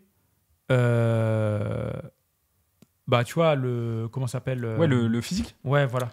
Je vais répondre à ta question. Pour moi, le démat, il va totalement tuer le physique. Ah oui. Pourquoi ? Mais là, dans les prochaines... PS6 et... On peut voir, là, il y a par exemple les chiffres de Sony qui sont sortis. En 2023, ils ont 6% de leur chiffre d'affaires étaient les produits, les jeux physiques. Donc, tu vois, ce qui est faible, déjà. Et là, cette année, 3%. Ah ouais. C'est-à-dire qu'il a déjà diminué de 50%. Ouais. Donc là, on peut clairement dire, rien qu'avec les chiffres, qu'il y a une grosse différence entre le démat et le physique. Et que pour moi, tu vois, c'est comme on jouait à Devil May Cry Classic Collection. Et je pensais qu'il avait le jeu en digital. Tu vois, j'ai directement appuyé pour lancer le jeu et en fait, il fallait mettre le CD. Ouais. Et j'ai plus du tout cette habitude de mettre le CD parce que maintenant, comme je joue, même sur Xbox, au final, j'avais la Xbox Series X et je joue avec les jeux Game Pass ou bien les jeux que je téléchargeais. Par exemple, notre neveu, il a la Xbox. Et lui, pareil, avec le Game Pass. Ouais. Et lui, il achète quelquefois des jeux physiques. Mais je trouve ça beaucoup plus confortable d'avoir les jeux sur la console, sachant que moi je vends presque jamais mes consoles et mes jeux. Ouais. C'est-à-dire que même quand j'avais les jeux en physique, je les vendais pas. Et maintenant avec comme j'ai Steam, on a énormément de jeux, on a même des jeux qu'on lance jamais. On achète des jeux pendant les soldes de Steam à 10 €, 5 €, 3 € et on n'y joue jamais. Mais moi, je trouve ça plus confortable, le dématérialisé. Toi, tu trouves ça plus intéressant, le physique? Je préfère le physique. Pourquoi ? Parce que pour plusieurs raisons. Déjà, la raison de l'achat-revente, c'est-à-dire que tu l'achètes, ça y est, tu l'as fini, tu peux le revendre, alors que le démat, en vrai, tu l'as fini, voilà, tu vois, tu peux plus le revendre, etc. Aussi, tu vois, on va dire un tout petit peu, tu vois, genre l'objet de collection, mais ça c'est vraiment dans les derniers points. Il y a aussi le fait que très souvent, les jeux en démat, ils ont le même prix que le jeu du neuf pendant toute la durée de la vie du jeu. Voilà, presque. Tu vois. Donc, genre, même là, tu vas acheter un GTA 5 sur. C'est quoi ? C'est pas Steam, c'est quoi ? Sur PlayStation Store. Ouais, voilà, un truc comme ça. Ça se peut qu'il ait encore presque plein pot, tu vois. Regarde là, par exemple, on regardait un petit peu pour Hitman. Hitman, The World of Assassination. Sur Steam, il est à 70. Non, sur Steam, il est à 5 €. Parce qu'actuellement, il est en promo. Ouais. Et il est en promo aussi sur le PlayStation Store, sauf que sur le PlayStation Store, il est à 55 €. Ouais, c'est des malades. Ou 49 €. Et donc, tu vois, genre, ça freine, tu vois. Tu te dis, vas-y, c'est bon, je vais pas acheter un jeu démat plein pot alors qu'il est sorti il y a un moment, alors que, tu sais, tu peux aller des fois, tu vois, genre à Micromania ou dans des magasins de jeux vidéo indépendants, tu peux trouver les jeux presque à moitié prix ou même sur le Bon Coin, tu vois, beaucoup moins cher. Donc, moi, je trouve que le démat, personnellement, moi, je suis pas trop fan, mais bon, après, on va devoir s'y adapter. Mais moi, je préfère avoir l'objet entre les mains. Ouais. Voilà, une fois que je l'ai fini, si je veux, je le revends, si je veux, je le garde. Ouais.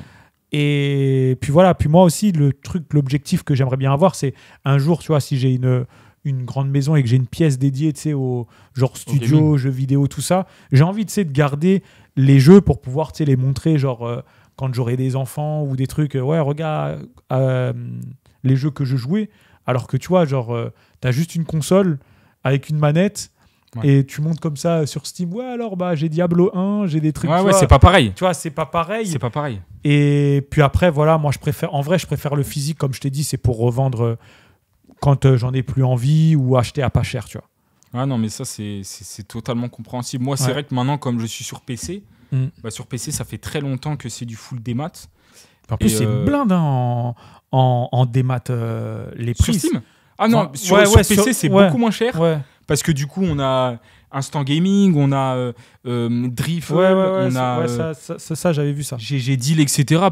Pour vous donner une idée, moi, par exemple, là, j'ai acheté FIFA, qui sort le 26. Ouais, je l'ai payé un petit peu plus d'une trentaine d'euros, alors qu'il coûte 80 ou 70 € sur PlayStation. Ouais, c'est des malades. En fait, les jeux sur PC sont quand même bien moins chers.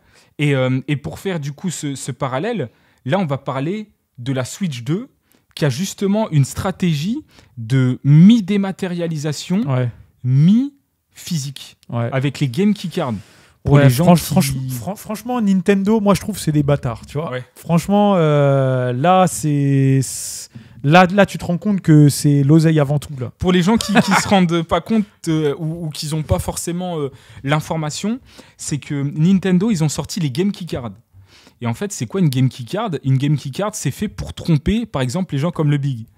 Ils vont acheter, du coup, la boîte avec le jeu à l'intérieur, avec la cartouche. Sauf que lorsqu'ils vont l'insérer à l'intérieur de la Switch va proposer à la personne de télécharger le jeu sur le store. Et genre, il pourra le télécharger qu'une seule fois? Non, en fait, il peut le télécharger à vie. Ouais, ou c'est par rapport à l'adresse IP? Non, ça, il peut le télécharger, le revendre, etc. Le problème, c'est lorsque les stores de Nintendo vont fermer, tu ne pourras plus télécharger ton jeu. Comme ce qui se passe avec Ubisoft, qui ont justement fermé avec The Crew.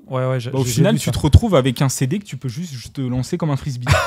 Et là, ça sera pareil avec le Game Keycard. Et c'est pour ça que... ça aussi, c'est un point où je garde les jeux physiques. C'est parce que, admettons un jour, il y a plus de serveurs, de trucs comme ça, où il y a tous tes jeux. Bon, au final, il n'y a que ceux qui ont le physique qui pourront continuer à jouer à des jeux vintage, à l'ancienne. Mais toi, tu seras là avec ta console, tu diras, là, je peux plus me connecter. Ou admettons, tu pars à Cuba. À Cuba, tu sais très bien que les connexions sont pas folles. Ouais. Comment est-ce que tu fais pour jouer? Si à Cuba, tu as une Switch, il y a Atmosphère dessus. Du coup, tu as absolument tous les jeux. Atmosphère, oui, non, mais là, t'abuses. Non, mais je comprends. Je comprends. Il a totalement raison. Après, il y a Starlink. D'ailleurs, Elon Musk, merci pour Starlink. Voilà. Mais en tout cas, oui, je suis totalement d'accord. Mais moi, je te donne un scénario encore pire. Vas-y.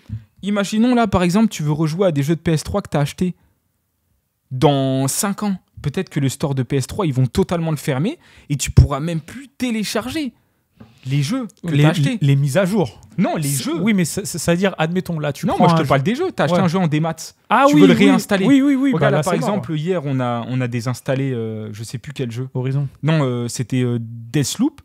On l'a désinstallé. Non, je l'avais... Ah oui, tu l'avais déjà désinstallé. Imaginons, dans 20 ans, tu veux y rejouer. Il faut que tu le réinstalles. Ouais. Donc, que tu le télécharges. Donc, que tu aies accès à ces serveurs. Et si les serveurs, ils sont déconnectés, c'est-à-dire que tu as acheté ton jeu, mais tu ne peux plus l'installer. Ouais. Alors que si tu as une Game Keycard, c'est la même chose. Mais si tu as le jeu dans la cartouche, à part, même si certaines personnes disent que sur un CD, le jeu reste gravé, je crois, 50 ans avant d'être détérioré, tu as quand même de la marge. Ouais. Tu vois, suivant le mode de stockage, si tu les stockes correctement, pas à la lumière du jour, etc., je pense que tu peux les garder très très longtemps. Ouais. Mais à l'heure actuelle, le plus fiable, c'est effectivement les jeux en physique. Ouais. Et c'est dingue. Et c'est pour ça que Nintendo, actuellement, a mis en place cette stratégie. Et on va justement parler de la console, la Nintendo Switch 2, et faire un bilan. Comme je vous l'ai dit, nous, on est parole de moldu. Voilà. On a quelques chiffres, etc. Mais évidemment, nous, on parle vraiment d'un point de vue utilisateur finaux. Voilà, ouais. Actuellement, la Switch 2, du coup, elle est sortie en juin 2025. Sauf que l'indicateur qu'il y a d'intéressant, c'est le nombre de Switch sur Le Bon Coin. Et qu'est-ce que tu en penses, du coup, de cet indicatif ? En vrai, moi, je pars du principe, c'est que... Il y a des gens, ils foncent directement pour. Il y a 3 mois. Ouais, ils foncent. Mais en vrai, c'est la même chose. Hein. Tu sais, quand. Après, le paradoxe qu'il y a, c'est que quand il y avait les PlayStation qui sont sortis Day One, les gens ont acheté. Ouais. Et directement, il y en a, ils ont voulu revendre. Donc, le prix était beaucoup plus cher. Alors que maintenant, tu vas acheter une Switch 2. Et ben, il n'y a pas de pénurie. Voilà, ouais. Tellement il y a de stock, les gens. Ils vendent leur console parce qu'en fait, il y a beaucoup de gens qui se sont précipités. Toi, tu penses pas que c'est plutôt à cause de la déception ? En fait, les gens, ils ont acheté une Switch 2 alors on va que pas c'est se mentir. plus une Switch Pro. Oui, mais en vrai aussi, on va pas se mentir. Il y a pas beaucoup de jeux. Ouais, il y a pas beaucoup genre, de jeux. T'arrives, la plupart du temps, c'est des jeux qui étaient déjà disponibles sur la Switch 1 ou sur des PlayStation 4 ou des trucs comme ça. Donc en vrai, à part Donkey Kong, Mario Kart. Après il y a Bravely Default 3 ou 2. Mais ça, c'est des jeux vraiment qui parlent qu'à une partie de la population. Il y a ça. Il y a quoi d'autre aussi comme jeu qui est vraiment exclusif à la Nintendo Switch 2. C'est tout. Ouais, tout le reste, tu vois, c'est des jeux qui existaient déjà. Donc en vrai, ils n'ont pas fait l'effort parce qu'avant, je me souviens à l'époque, tu sais, genre des PlayStation 2, 3, les trucs comme ça, quand ils sortaient, tu avais déjà au moins une dizaine de jeux, tu vois, qui sortaient des exclus, tout ça. On peut prendre l'exemple de la PS3. PS3, la première année, on a eu quand même du coup MotorStorm, Resistance. On a eu Uncharted. On a eu du coup, forcément, les jeux multiplateformes. Sauf que les jeux multiplateformes, en fait, ils étaient optimisés PS3 et Xbox 360. Sauf que là, actuellement, la Switch 2 a déjà un retard technique par rapport aux autres consoles Xbox série S ou PS5. Ce qui fait que les gens, par exemple, qui veulent acheter FIFA, je regardais FIFA s'il y avait une possibilité de l'acheter et comment, quelle version on avait de FIFA sur Switch 2. On a la version PS5, mais à 30 FPS. C'est-à-dire qu'on joue déjà de façon dégradée. Borderlands 3, pareil, il sera en 30 FPS, mais en résolution très très réduite. C'est comme si en fait qu'ils vendent une console pas incomplète, mais qu'ils ont fait à la va-vite parce qu'il fallait sortir un truc pour faire rentrer encore de l'oseille. Moi, ma théorie, c'est que... Parce que tu vois, c'est pas normal de sortir genre une console qui, normalement, doit être quand même plus puissante que la précédente. Ouais, elle est quand même plus puissante que la précédente. Ouais, mais t'as l'impression que c'est vraiment, la continuité. Graphiquement, tu vois, il n'y a pas d'évolution, il n'y a pas de gap. Mais ma théorie, c'est qu'actuellement, la Switch, si on fait même le bilan de la Switch, elle est sortie il y a 8 ans. Au final, sur Switch, on a eu même pas 10 jeux de grande envergure qui sont sortis sur Switch. On peut les citer. Mario Odyssey, ça en fait 1. Zelda Tears of the Kingdom, ça fait 2. Sachant que Breath of the Wild, c'est un jeu Wii U qui est sorti sur Switch. Donc ça en fait 2. Ensuite, on a eu Kirby, les mondes oubliés. On n'a pas eu de Mario Kart, parce que Mario Kart 8 est sorti sur Wii U. On n'a pas eu d'autres Zelda, à part un petit Zelda en 2D. On a eu Metroid, mais pareil, c'était un Metroid en 2D. On a eu un seul Xenoblade. Pareil, les différents jeux de Square Enix, c'était des HD 2D, donc c'était des remakes. On n'a pas eu de Donkey Kong, parce que les Donkey Kong, c'était le Donkey Kong de Wii U et le Donkey Kong de GameCube ou de Nintendo 64, qui a été remasterisé. On n'a pas eu de F-Zero, on n'a pas eu de Icarus. En fait, il y a eu très très peu de jeux. Il y a eu Mario Odyssey, il n'y a pas eu d'autres Mario. Il y a eu Mario Wonder, mais Mario Wonder, c'est un petit jeu 2D. Même si c'est un jeu qui est techniquement intéressant, mais ça reste quand même un petit jeu. Alors que là, actuellement, ils ont quand même sorti, en l'espace de 3 mois, Mario Kart World, qui est un jeu quand même assez intéressant techniquement, avec des courses à 24, même si ça peut faire débat parce que c'est des routes très larges et il n'y a pas autant de technicité qu'il y avait eu dans Mario Kart 8 et même le meilleur jeu de karting. De toute façon, il n'y a pas de débat qui est Crash Team Racing. Putain, c'est chaud parce que moi, je te mens pas. C'est dommage qu'ils n'ont pas fait un Crash. Tu vois, ils ont ressorti un nouveau Crash Nitro Field, mais ils l'ont pas sorti sur PC. Donc déjà, ça, c'est dommage. Et en plus de ça, sur console, il est en 30 FPS. Ouais, bah tu vois, je l'ai acheté sur Nintendo Switch, Crash Team Racing. Et quand j'ai vu en 30 FPS, il est horrible. Franchement, c'est trop moche. Et Mario Kart, franchement, pour moi, il est intestable. Mais en fait, c'est pas que c'est moche, parce que du coup, même en 30 FPS, justement, ça permet à ce qu'il soit plus beau. Mais moi, j'aurais préféré qu'ils dégradent plus les graphismes, mais qu'ils mettent en 60 FPS. Parce que là, quand on joue, on a vraiment l'impression que c'est un peu saccadé.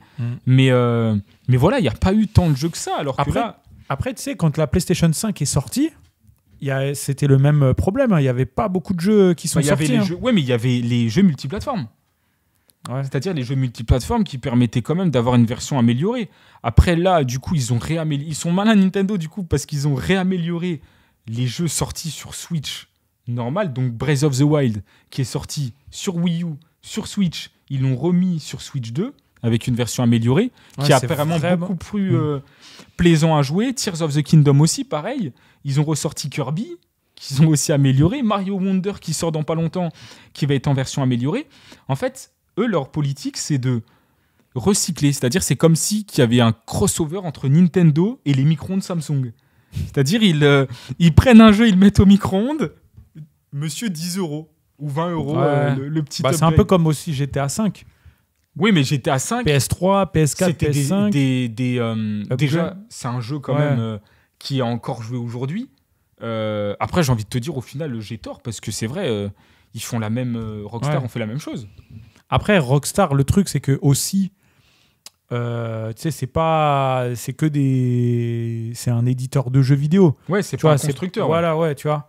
Enfin, c'est un studio, c'est l'éditeur, c'est 2K. Take-Two, pardon. Mais ouais, je trouve que, j'avoue, Nintendo, ils abusent. Ouais. Et en fait, il y en a beaucoup, tu sais, qui sont fiers de jouer à la Nintendo, qui, pour eux, Nintendo, c'est le vendeur de jeux vidéo pour grand public et qui respecte ses joueurs.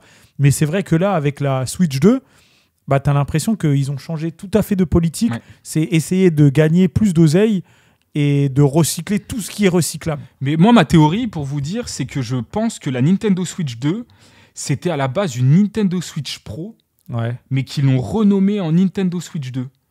Pourquoi ? Parce que là, actuellement, la plupart des jeux qui sortent sur Nintendo Switch 2, ils sont techniquement pas incroyables. Ouais. Je pense qu'ils auraient pu sortir sur Nintendo Switch 1. Par exemple, Donkey Kong Bonanza, il aurait pu sortir en 30 FPS sur Switch 1 en 720p. Mario Kart World aussi, sachant que sur Switch 1, ils ont sorti aucun Mario Kart, à part le Mario Kart 8 Deluxe. Après, le truc, c'est que là, actuellement, ils ont sorti 2 jeux.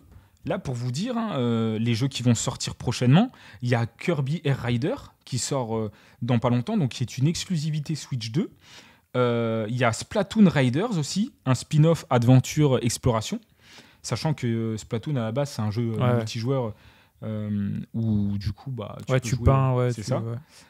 Après du coup il y a Fire Emblem Fortune Weave, il y a The Dusk Blood qui est un jeu de From Software, du coup qui sera exclusivité, mais c'est un jeu multijoueur, exclusivité Switch 2. Il y a Mario Tennis Fever, donc un nouveau Mario Tennis. Il y a un Yoshi en 2D qui a l'air vraiment pas mal. Et il y a Pokémon, du coup, le nouveau Zelda, qui sera aussi disponible sur Switch 1, mais qui sera en version améliorée sur Switch 2. Et c'est là où on se dit que, est-ce que la Switch 2 est une vraie Switch 2 ou est-ce que c'est juste une amélioration et qu'ils ont sorti cette Switch 2 avec la pression des investisseurs qui se sont dit bon les gars là il faut sortir une Switch 2. Mais je pense que c'est sûr. Après en vrai on va pas se mentir, la Switch 1 franchement elle peut encore vivre 3, 4, 5 ans facile. Hein. Mais très largement. Là on a pu voir pendant le Nintendo Direct, il y a beaucoup de jeux qui sortent sur Nintendo Switch 1. Sachant qu'il y a eu aussi la nouvelle politique de Square Enix qui fait qu'ils vont sortir beaucoup plus leurs jeux sur les autres plateformes. C'est pour ça qu'on a pu avoir Octopath Traveler 2 qui est sorti sur le Game Pass, donc sur Xbox. Là, il y a Monster Hunter 7 Reimagine. Non, c'est Dragon Quest. Ouais, Dragon Quest, pardon. Dragon Quest 7 qui va sortir aussi sur Steam et qui sort pas par contre sur Switch 1. Je crois pas qu'il sort sur Switch 1 à confirmer. Mais il se trouve de plus en plus du coup au côté cross-platform à sortir sur d'autres plateformes et ils continuent à sortir leurs jeux sur Switch 1. À part Elliot, qui est je crois un jeu de Square Enix, qui sort malheureusement pas sur Switch 2. Sur Switch 1, pardon, mais qui sort sur Switch 2, apparemment, parce qu'il y a des concessions techniques qui auraient dû être faites. Mais actuellement, en termes de bilan, de ce que je vois, il y en a beaucoup sur le Bon Coin. Ouais, c'est vrai qu'il y en a beaucoup, et en plus, c'est des prix qui sont vraiment plus bas, sachant que ça fait 3 mois que c'est sorti, alors que, comme on l'a dit, à cette époque-là, quand la Play est sortie ou quand la Xbox, les prix... Bon, après, il y a... On va dire que peut-être Nintendo, ils se sont préparés à la demande. Tu vois. Ils en ont vraiment produit énormément. Et puis, il y a aussi le facteur du prix. Parce qu'en France, elle coûte 469 € à Micromania, alors qu'au Japon, elle ne coûte que 300 €. Du coup, en plus, ils ont fait une politique vraiment de bâtard. C'est-à-dire qu'elle est moins chère au Japon, mais c'est-à-dire que pour les Occidentaux qui veulent l'acheter, au Japon, voilà, ils peuvent acheter que des jeux japonais. Et du coup, ils peuvent jouer en japonais. Franchement, c'est-à-dire on ne peut pas changer la langue de la console. Franchement, c'est vraiment des enflures rien que pour ça. Tu vois. C'est pour ça que Nintendo, je trouve qu'ils ont un peu l'immunité de l'industrie du jeu vidéo. C'est-à-dire qu'il y a très très peu de personnes qui vont critiquer Nintendo sur leur politique tarifaire, sur leur politique avec les Game Keycards, sur la politique aussi concernant leurs jeux, parce que même encore aujourd'hui, si vous voulez acheter Mario Kart 8 Deluxe, bah, il a 70 € à Micromania. Même si personne vraiment achète de jeux à Micromania, mais il est quand même à 50 € à Leclerc. 50 € à Auchan ou Carrefour. Ouais, c'est encore cher. Hein. 50 €, c'est abusé. Hein. Mais le jeu est sorti il y a 12 ans sur Wii U. Ouais. C'est ça qui est fou, en fait. C'est que, ok, Nintendo, on a ce côté rétro à se dire, voilà, on a passé des bons moments, etc. Et la plupart des gens qui ont acheté la console sont aussi des gens qui ont l'affect avec Nintendo, le côté vraiment, oui, je me souviens des bons moments que j'ai passés sur Game Boy, sur GameCube, sur Nintendo 64, etc. Mais là, je vous assure, il y en a énormément sur le Bon Coin, à des tarifs super intéressants. Après, toi, t'en as vu à 350 €. Ouais, il y en a vraiment pas mal à 350 €. Il y a des bundles qui sont super intéressants. C'est une console qui va, je pense, décoter rapidement. Bah ouais. Parce que les gens sont déçus. Ouais, ils sont déçus. Ouais. Ils s'attendaient à une Switch 2 révolutionnaire. Et au final, ils se sont rendus compte que c'était une Switch 1.2. Ouais, voilà. C'était une Switch 1 Pro, quoi. Et toi, est-ce que tu as pour objectif de l'acheter ou Moi, je vais l'acheter, mais Quel serait pour toi, avant que tu répondes à cette question-là, que tu répondes aussi en parallèle, le juste prix? Quel prix tu mettrais du coup pour cette Nintendo Switch 2? Après, voilà, tu vois, moi je suis quelqu'un.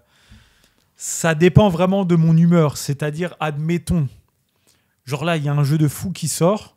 Bah, dans ma tête, je me dis, là, dans le mois qui arrive, il faut absolument que je me l'achète au meilleur tarif. Ouais.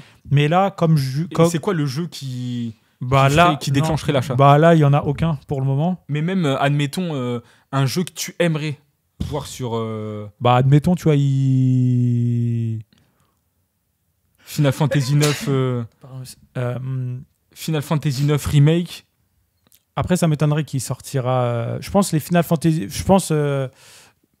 en vrai, sans te mentir, là, j'ai aucun nom de jeu à te donner. Tu vois, peut-être Octopath Traveler 3, mais bon, déjà, il faut que je fasse le 1, le 2 et le 0 qui va sortir. Donc là, en vrai, moi, je pourrais pas te dire, là, pour le moment, il y a, même là, dans les 1 ou peut-être 2 ans, ça se peut qu'il n'y a aucun jeu qui va me faire acheter la Nintendo Switch. Le seul moyen qui va me faire acheter la Nintendo Switch, c'est 2 raisons. Soit je la trouve vraiment à un prix, mais dérisoire. Mais par exemple... Genre, si je la trouve à 150 €, Bah attends, tu me dis le prix. Bah, moi, je te dis. Là, non. Lui, il est H24 dans l'abus. Non, mais genre là, vraiment, même au-dessus de 200 €, j'achèterai pas. Parce que d'une, je la trouve trop grosse. Ouais. Parce que tu sais, comme j'essaye de voyager quand même pas mal. C'est léger. Voilà. Donc, admettons, si je dois l'acheter, c'est vraiment, comme je te dis, allez, 150, grand max 200 €. Sinon, j'attendrai la Switch Lite 2 Lite. Tu vois, la Switch 2 Lite. Mais pareil, j'attendrai quelques mois, quelques années, histoire qu'il y a des petits perlins qui la revendent à pas cher parce qu'ils sont encore déçus. Ouais, c'est vrai que... Ouais. Mais parce que moi, actuellement, justement, je suis en train d'essayer de récupérer une Nintendo Switch. Parce que comme je prends souvent l'avion dans la zone où je suis... Et là, actuellement, j'ai une petite console portable. Et justement, on en parlera après pour savoir est-ce qu'on peut qualifier la Switch 2 de meilleure console portable ou quelles sont les autres alternatives. Mais moi, actuellement, je suis en train de essayer de récupérer une Nintendo Switch 2. Pourquoi ? Parce que moi, il y a un jeu qui m'intéresse quand même pas mal. Enfin, il y en a même 3. C'est Donkey Kong Bonanza. Ouais. Parce que j'adore Donkey Kong. J'adore les Donkey Kong et franchement pour moi c'est un jeu qui vaut le détour si on arrive à avoir une Nintendo Switch à prix malin. Et ensuite c'est les 2 Zelda. Donc les 2 Zelda, pourquoi ? Parce qu'ils sont en 60 fps. Ouais. Et jouer en 30 fps en étant un joueur PC qui joue en 4K sur un écran 65 pouces à 120 fps, c'est compliqué, c'est presque même plus possible. Ouais. Donc moi, c'est vraiment les 3 jeux qui m'intéressent énormément. Sinon, tout le reste, ça m'intéresse pas du tout. Ouais. C'est-à-dire même les Kirby, etc., ça m'intéresse pas trop. Ouais, c'est clair. Là, je sais, comme je vous l'ai dit, Pokémon, ça m'intéresse pas. Mario Tennis, ça m'intéresse pas non plus. La plupart des jeux cross-platform, Borderlands, etc., ça m'intéresse pas. Parce que du coup, je peux y jouer en RTX, avec du ray tracing sur mon PC. Donc non, moi, c'est pas du tout la typologie de jeu qui m'intéresse, les jeux cross-platform. Ouais. Moi, pour le juste prix... Ouais, voilà, c'est ce que j'allais dire. Justement, pour le juste prix, pour moi, ça serait 300 €. Même 300 €, je l'achète absolument pas. Même 280 €, je l'achète pas parce que pour moi, il n'y a aucun jeu qui va me faire kiffer. Parce que déjà, comme je le dis, sur la Switch 1, il y a trop de jeux à faire encore, tu vois. C'est... Comme j'ai pris du retard à jouer, j'ai des jeux de retard à rattraper. Et moi, en vrai, tu vois, la Switch Lite, je sais que mon frère, il l'a, et lui, ça lui dérange, tu vois, que l'écran soit pas super beau, tout ça. Moi, en vrai, j'ai joué à Final Fantasy VII Crisis Core. C'est vrai qu'il doit être largement moins beau que sur la version PS4 et PS5. Mais en vrai, moi, il m'a absolument pas dérangé. Moi, le gros problème que j'ai... le gros problème que j'ai avec la Nintendo Switch Lite, c'est l'écran. L'écran est immonde. Ah, les amis, je sais pas si vous avez du Nintendo Switch Lite, mais l'écran est immonde. Et l'écran est tellement immonde que j'ai acheté le mode qui permet de rajouter un écran OLED sur la Nintendo Switch Lite et de rajouter aussi la possibilité de la brancher sur la télé, que j'ai pas reçu encore parce qu'il y a des petits soucis de production chez Retro Remake. Mais le problème, parce que du coup j'aurais pu garder uniquement cette alternative, le gros problème de cet écran, c'est que c'est un écran 1080p qui a été bridé en gros pour fonctionner sur du 720p. C'est-à-dire qu'il y a beaucoup de gens qui sont très tatillons sur la qualité de l'écran. L'écran est magnifique, mais malheureusement sur les jeux, la typologie de jeux RPG ou les jeux avec beaucoup de dialogue, il y a un effet flou sur le texte. Ah ouais. Et ça, j'ai peur que malheureusement, ça me dérange trop. Ah ouais. Et c'est pour ça que je me dis, je vais quand même garder la Switch 2 Lite et j'installerai du coup le mode OLED du coup pour avoir l'écran OLED sur cette Nintendo Switch Lite. Mais en parallèle de ça, j'aimerais bien avoir une Nintendo Switch 2, mais comme je vous l'ai dit, à 300 € max, puisque je pense qu'il y aura quand même des jeux intéressants d'ici là.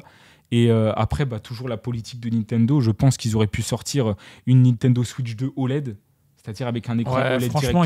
Franchement, je trouve que ça devrait être sanctionné même. Malheureusement, c'est pas sanctionné par le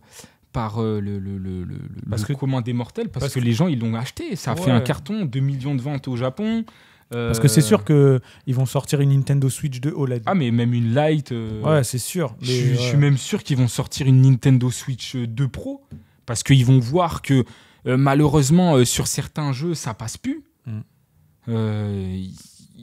Il y a quand même la course, tu sais, au graphisme, etc. Même si actuellement, on est sur un plateau de verre, les consoles ont un peu atteint un plateau où on en discutait justement par rapport à Final Fantasy Rebirth, qui a les mêmes graphismes que le film Final Fantasy.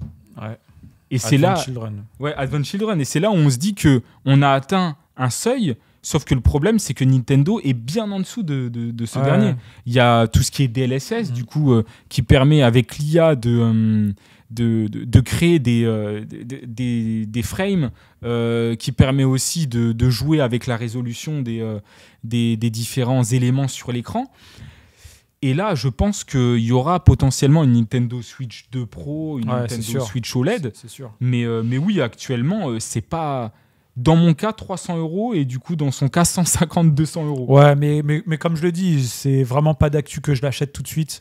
Vraiment, si je dois l'acheter, ce sera dans 2-3 ans. Tu vois, je suis pas pressé. Ouais. Il y a encore trop de jeux à faire. Donc, en vrai, je sais que je vais avoir un deal de fou. Comme quand j'avais acheté la Nintendo Switch 1. Lite. Même la 1, je l'avais acheté. Je vais pas dire au début, j'avais peut-être attendu quelques mois. Et genre, je l'avais acheté 150 €. Ah bah ouais, deal. Tu vois, et avec en plus Mario Kart 8. Et je crois qu'il y avait un Mario, je sais plus lequel, mais c'était pas Odyssey. Et du coup, voilà, tu vois, je préfère attendre, prendre mon temps. De toute façon, je suis pas pressé, je suis pas un YouTuber qui fait les avant-premières, tu vois, qui veut vraiment présenter les jeux en avant-première. Donc ouais, pour moi, je pense qu'elle vaut pas le coup pour le moment.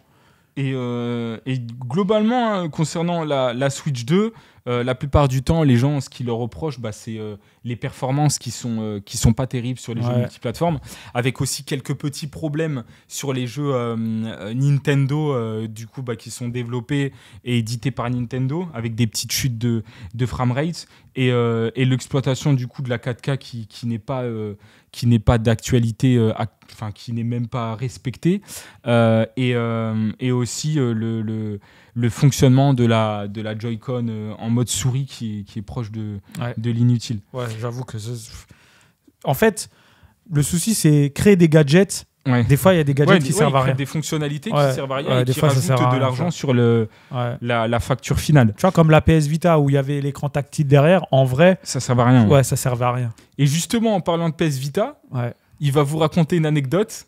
Parce que du coup, la PS Vita...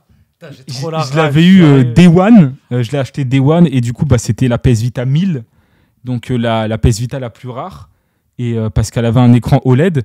Mais il va vous raconter une anecdote. L'anecdote où quand je l'ai perdu, franchement j'ai trop la rage. On est parti au Maroc, donc du coup j'étais en train de jouer dans l'avion et je la mets dans le petit panier là, qui est en face du siège. Et en fait, après, j'ai dormi, je me suis réveillé, je suis parti de l'avion. Et c'est au moment de passer juste avant, d'avoir quitté le truc, je me suis dit, ah mince, j'ai oublié la PS Vita dans le truc. Donc, j'ai essayé de revenir en arrière, d'essayer pas de rentrer dans l'avion, mais essayer de demander aux hôtesses ou aux gens de la sécurité, est-ce que je peux retourner récupérer? Ils m'ont dit, non, désolé, on peut pas. Ça, j'avais trop la haine, franchement. Je vois un bug, je lui dis, vas-y, viens avec moi, on va essayer de voir. Et donc, du coup, après, j'ai envoyé une réclamation.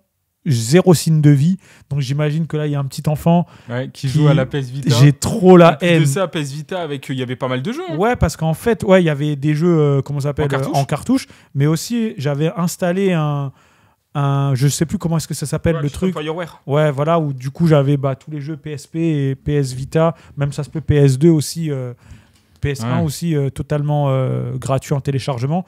Donc c'est vrai que punaise, je suis vraiment dégoûté. Et là, comme on arrive au sujet de la PS Vita, pour toi, quelle est la meilleure console portable de tous les temps?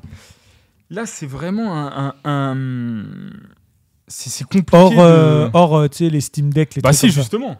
Il faut les... mais pour moi, c'est... Ah non, justement. Pour moi, il faut les mettre en compétition avec les consoles portables. Ouais. Et actuellement, pour moi, vraiment, la meilleure console portable de tous les temps, elle n'est pas sortie. Et elle sort en octobre. Les précommandes sont disponibles dans fin de semaine. C'est la GPD Win 5. En fait, pour vous donner un petit peu des détails sur cette société, GPD, c'est une société chinoise qui crée des consoles portables depuis des années. Depuis des années, sauf que à l'époque, il n'y avait pas la possibilité d'avoir des microprocesseurs aussi performants qu'actuellement. Et là, ils ont sorti une console portable qui s'appelle la GPD Win 5 et qui a un processeur AMD 395 Max. Et ce processeur, il a les performances d'une 4060. Pour vous donner une idée, la 4060, on joue à tous les jeux en 1080p, peut-être pas en ultra, mais en élevé, avec un FSR en qualité. Et moi, actuellement, c'est vraiment la console parfaite. C'est-à-dire qu'on peut jouer à toute la ludothèque Steam, on peut jouer à toute la ludothèque Game Pass, et on peut jouer potentiellement aussi aux jeux émulés si vous possédez les jeux originaux pour télécharger les ROM et du coup en faire des backups. Et pourquoi pour moi c'est la meilleure console? C'est que grâce à AMD et grâce aux différentes consoles que vous avez pu voir arriver avec la Lenovo Legion Go, la ROG Ally, la Steam Deck, etc., c'est des consoles qui ont réussi à ajouter la portabilité à la performance du PC. Et surtout, ça permet d'avoir une rétrocompatibilité totale. Admettons, j'achète cette console-là, je n'ai pas à racheter les jeux. Parce que je peux ça, jouer par contre, ça c'est pas mal ça. À ma ludothèque Steam. Par exemple, là, je joue actuellement à Borderlands 4 Là, malheureusement, moi, là, actuellement, j'ai la GPD Win Mini. Donc, c'est une petite console qui est vraiment super bien. Là, par exemple, hier, j'ai branché une carte graphique pour avoir plus de performance et on jouait à Devil May Cry 5. Mais c'est une console qui me permet de jouer à toute ma ludothèque, mais je ne peux pas jouer à Borderlands 4 parce qu'il est trop gourmand. Alors qu'avec celle-ci, en fait, je vais pouvoir jouer à absolument toute ma ludothèque, un peu partout.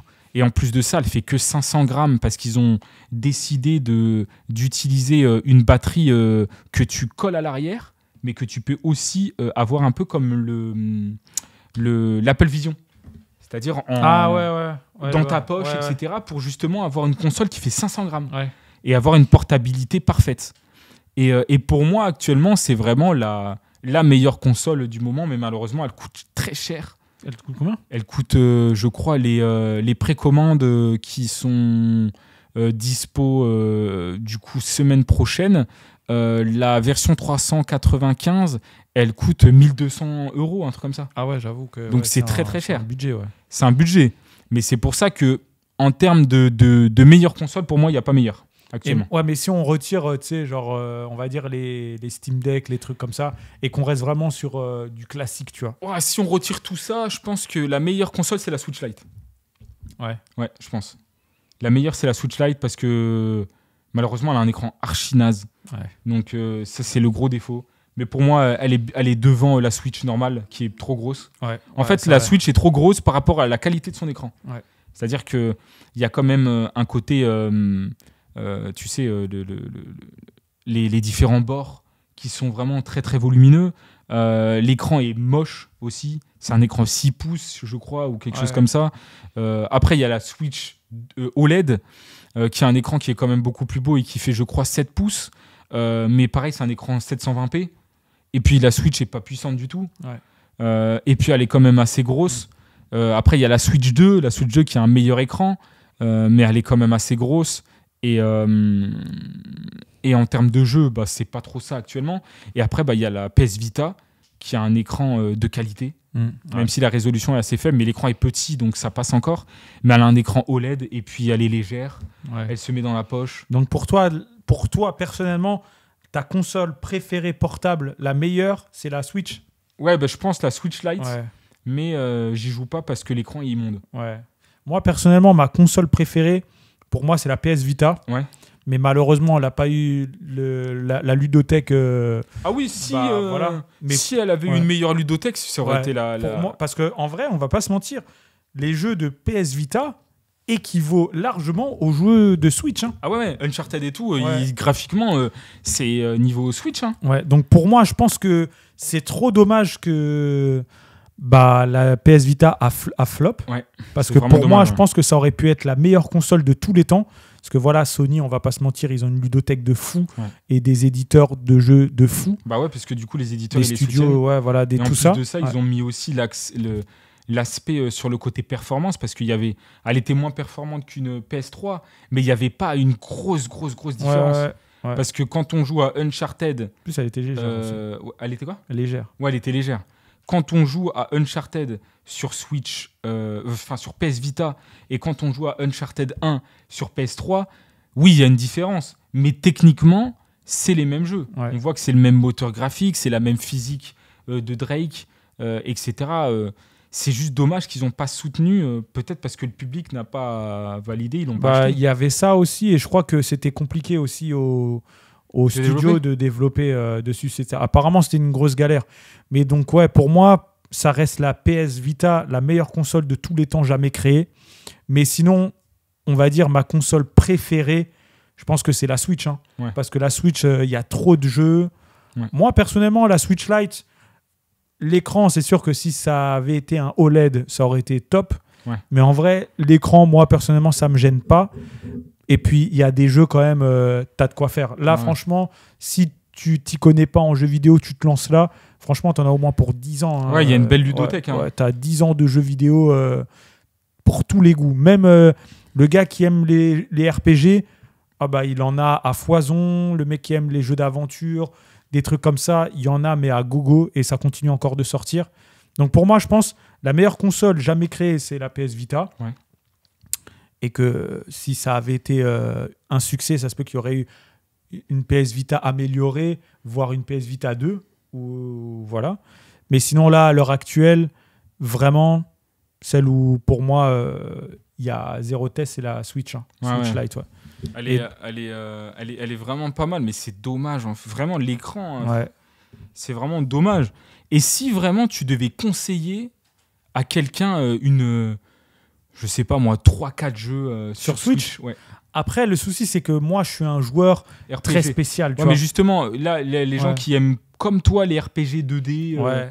Bah moi, franchement, je vais pas te mentir, j'en ai pas fait beaucoup, mais je te dirais Crisis Core. Ouais. Ça, c'est sûr à 100% qu'il faut faire. Qui est sorti sur PS Vita. Ouais. PS Vita, franchement, il est vraiment pas mal. Ah non, sur PSP. PSP. Oui, PSP, excuse-moi, PSP. Ensuite... je pense Octopath Traveler. Ouais. Je pense que c'est un truc, si tu es un fan de RPG, tu vas kiffer. Et après, je pense que, tu sais, genre... tu vois, là, il y a Final Fantasy Tactics qui va sortir. Il y a des Dragon Quest aussi, tu vois, que je n'ai pas fait, mais que j'imagine ça doit être super lourd. Il y a Shin Megami Tensei, Vengeance, où je crois qu'il doit être vraiment pas mal. D'ailleurs, je vais essayer de le trouver pour l'acheter. Mais là, pour le moment... Il y a vraiment pas mal de RPG il y a sympa. Vraiment... En plus, tu vois, tu as Triangle Stratégie. Là, j'ai pas tous les jeux en tête de RPG, mais il y en a trop. Enfin, il y en a beaucoup. Mais là, franchement, de tête, je te dirais Crisis Core, Octopath Traveler, le 1, le 2. Et pourquoi pas... Et après, à noter qu'il y a aussi des petits jeux indépendants. Ouais. Il y a une bonne scène indépendance, parce que du coup, il y a les Hades. Ah ouais, Hades, ouais. Il y a Hades 1 et je crois Hades 2 aussi. Ouais, il va sortir aussi. Ouais. Il y a d'ailleurs, là, dans pas longtemps, exclusivité Nintendo Switch sur console.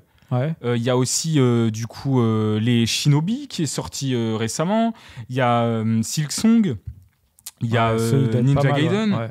En fait, il y a quand même une belle scène sur les jeux indépendants. Dead Cell aussi, tu as dit. Dead Cell, ouais. Pour tous les fans de jeux indépendants, souvent ils sont portés directement sur Switch, mais en dématérialisé. Ouais. C'est des jeux malheureusement qui sont en démat.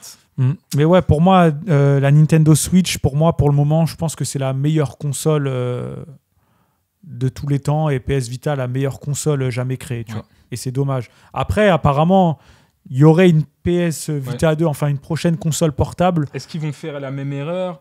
Est-ce qu'ils vont faire un même form factor ? Est-ce qu'elle va être beaucoup plus grosse ?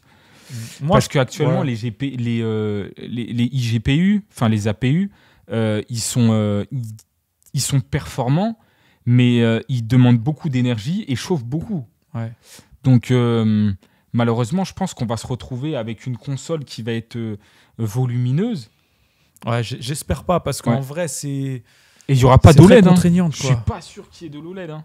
Après, en vrai, s'ils partent sur une PS Vita, parce qu'en vrai, comme je te dis, les graphismes de la PS Vita 1 a rien à envier à la Switch 1. Bon, après, peut-être par rapport à la Switch 2, j'ai jamais eu encore entre les mains la Switch 2, donc je pourrais pas vraiment vous dire. Mais si tu te rapproches, mais bon, après, connaissant Sony, ils voudront une console quand même très puissante et plus performante qu'une Switch 2 pour pouvoir importer directement, tu vois, des gros jeux de bonne facture sur la version portable. Mais moi, ce qui est sûr, c'est que si une PS Vita 2 sort, c'est sûr à 100%, bon allez, 90%, que je lâche Nintendo et que je vais sur... Ouais, c'est sûr. Parce que tu vois, je me dis, les Sony aussi, tu sais, c'est une console de RPG, tu vois. Ouais. Et puis après, tu auras toujours des beaux jeux, tu vois, dessus. Donc c'est sûr à 100%. Moi, personnellement, s'ils sortent une console Sony et qu'elle est vraiment bien et qu'il y a des bons futurs jeux qui vont sortir, c'est sûr à 100% que je laisse Nintendo et que je vais chez Sony direct. Et toi, tu préfères jouer sur une console portable ou sur un grand écran ? Après, comme je te dis, moi, j'ai un profil très compliqué. C'est-à-dire que même quand je suis chez moi, je trouve même pas le temps de jouer, tu vois. Ouais. Alors que Mais là, par exemple, Crisis Core, tu aurais pu l'acheter sur PS5. Mais je l'ai acheté exprès sur Switch pour le faire quand je suis dans l'avion. Ou dans les trucs et là, comme ça. du coup, tu y as joué que quand tu étais dans l'avion? Ouais, quasiment que dans l'avion. Après, là, je l'ai terminé à la maison parce que du coup, j'avais un peu de temps. Mais sinon, j'y jouais que quand j'étais en déplacement. Et en termes de confort, tu préfères jouer dans le lit tranquillement ou vraiment sur la télé Non, ouais, dans le lit, tu vois, t'as la console, tac. Ah ouais, toi, t'es pas trop... console de salon, c'est vrai que je suis un petit peu moins console de salon. Après, parce qu'il n'y a pas vraiment des jeux qui me font kiffer à 100%. Après, tu sais, je te dis, Horizon, Final Fantasy XVI, 7 Remake, Rebirth... j'ai passé des nuits jusqu'à pas possible à jouer. C'est vraiment en fonction des titres. Et toi? Moi, je suis plus joueur salon. Mais en fait, j'ai du mal à jouer aux jeux en mode dégradé. Ouais, toi, tu veux vraiment la version la plus belle possible. En fait, je veux vraiment la version la plus opérationnelle. Là, par exemple, je sais qu'il y a GTA 6 qui va sortir. Donc, je vais devoir acheter une PS5 Pro pour vraiment jouer à GTA... avec la qualité la plus opérationnelle et la plus optimisée, même si j'espère, même si j'y crois absolument pas, qu'ils sortent GTA en même temps sur PC, où là vraiment ça permettra de jouer, que je puisse jouer dans les meilleures qualités et les meilleures disponibilités, enfin les meilleures dispositions, pardon. Mais en termes de console, moi je préfère largement jouer console de salon, console de salon ou sur l'ordi. C'est-à-dire, même si là je joue sur l'ordi, mais mon ordi est plus en mode console de salon, mais jouer même par exemple sur une chaise gaming, sur un bureau, je préfère que jouer sur une console portable. J'avoue. Mais par contre, je déteste jouer à la Switch sur une télé. Parce que la Switch n'a pas la puissance suffisante pour afficher un beau rendu sur un grand écran. Alors que du coup, sur un petit écran, on voit beaucoup moins les défauts. C'est-à-dire le pop-in, l'aliasing, tout ça, on le voit beaucoup moins parce que l'écran est beaucoup plus petit. Et la résolution, elle est plus basse. Je suis donc, même s'il y a le petit boost de puissance parce que le processeur est légèrement overclocké en mode dock, je n'aime pas du tout la Switch en mode docké, parce qu'elle n'est pas, pour moi, faite pour ça. Mais moi, je suis beaucoup plus joueur genre de salon en jouant en ultra ou en élevé sur les jeux PC. Ok, super.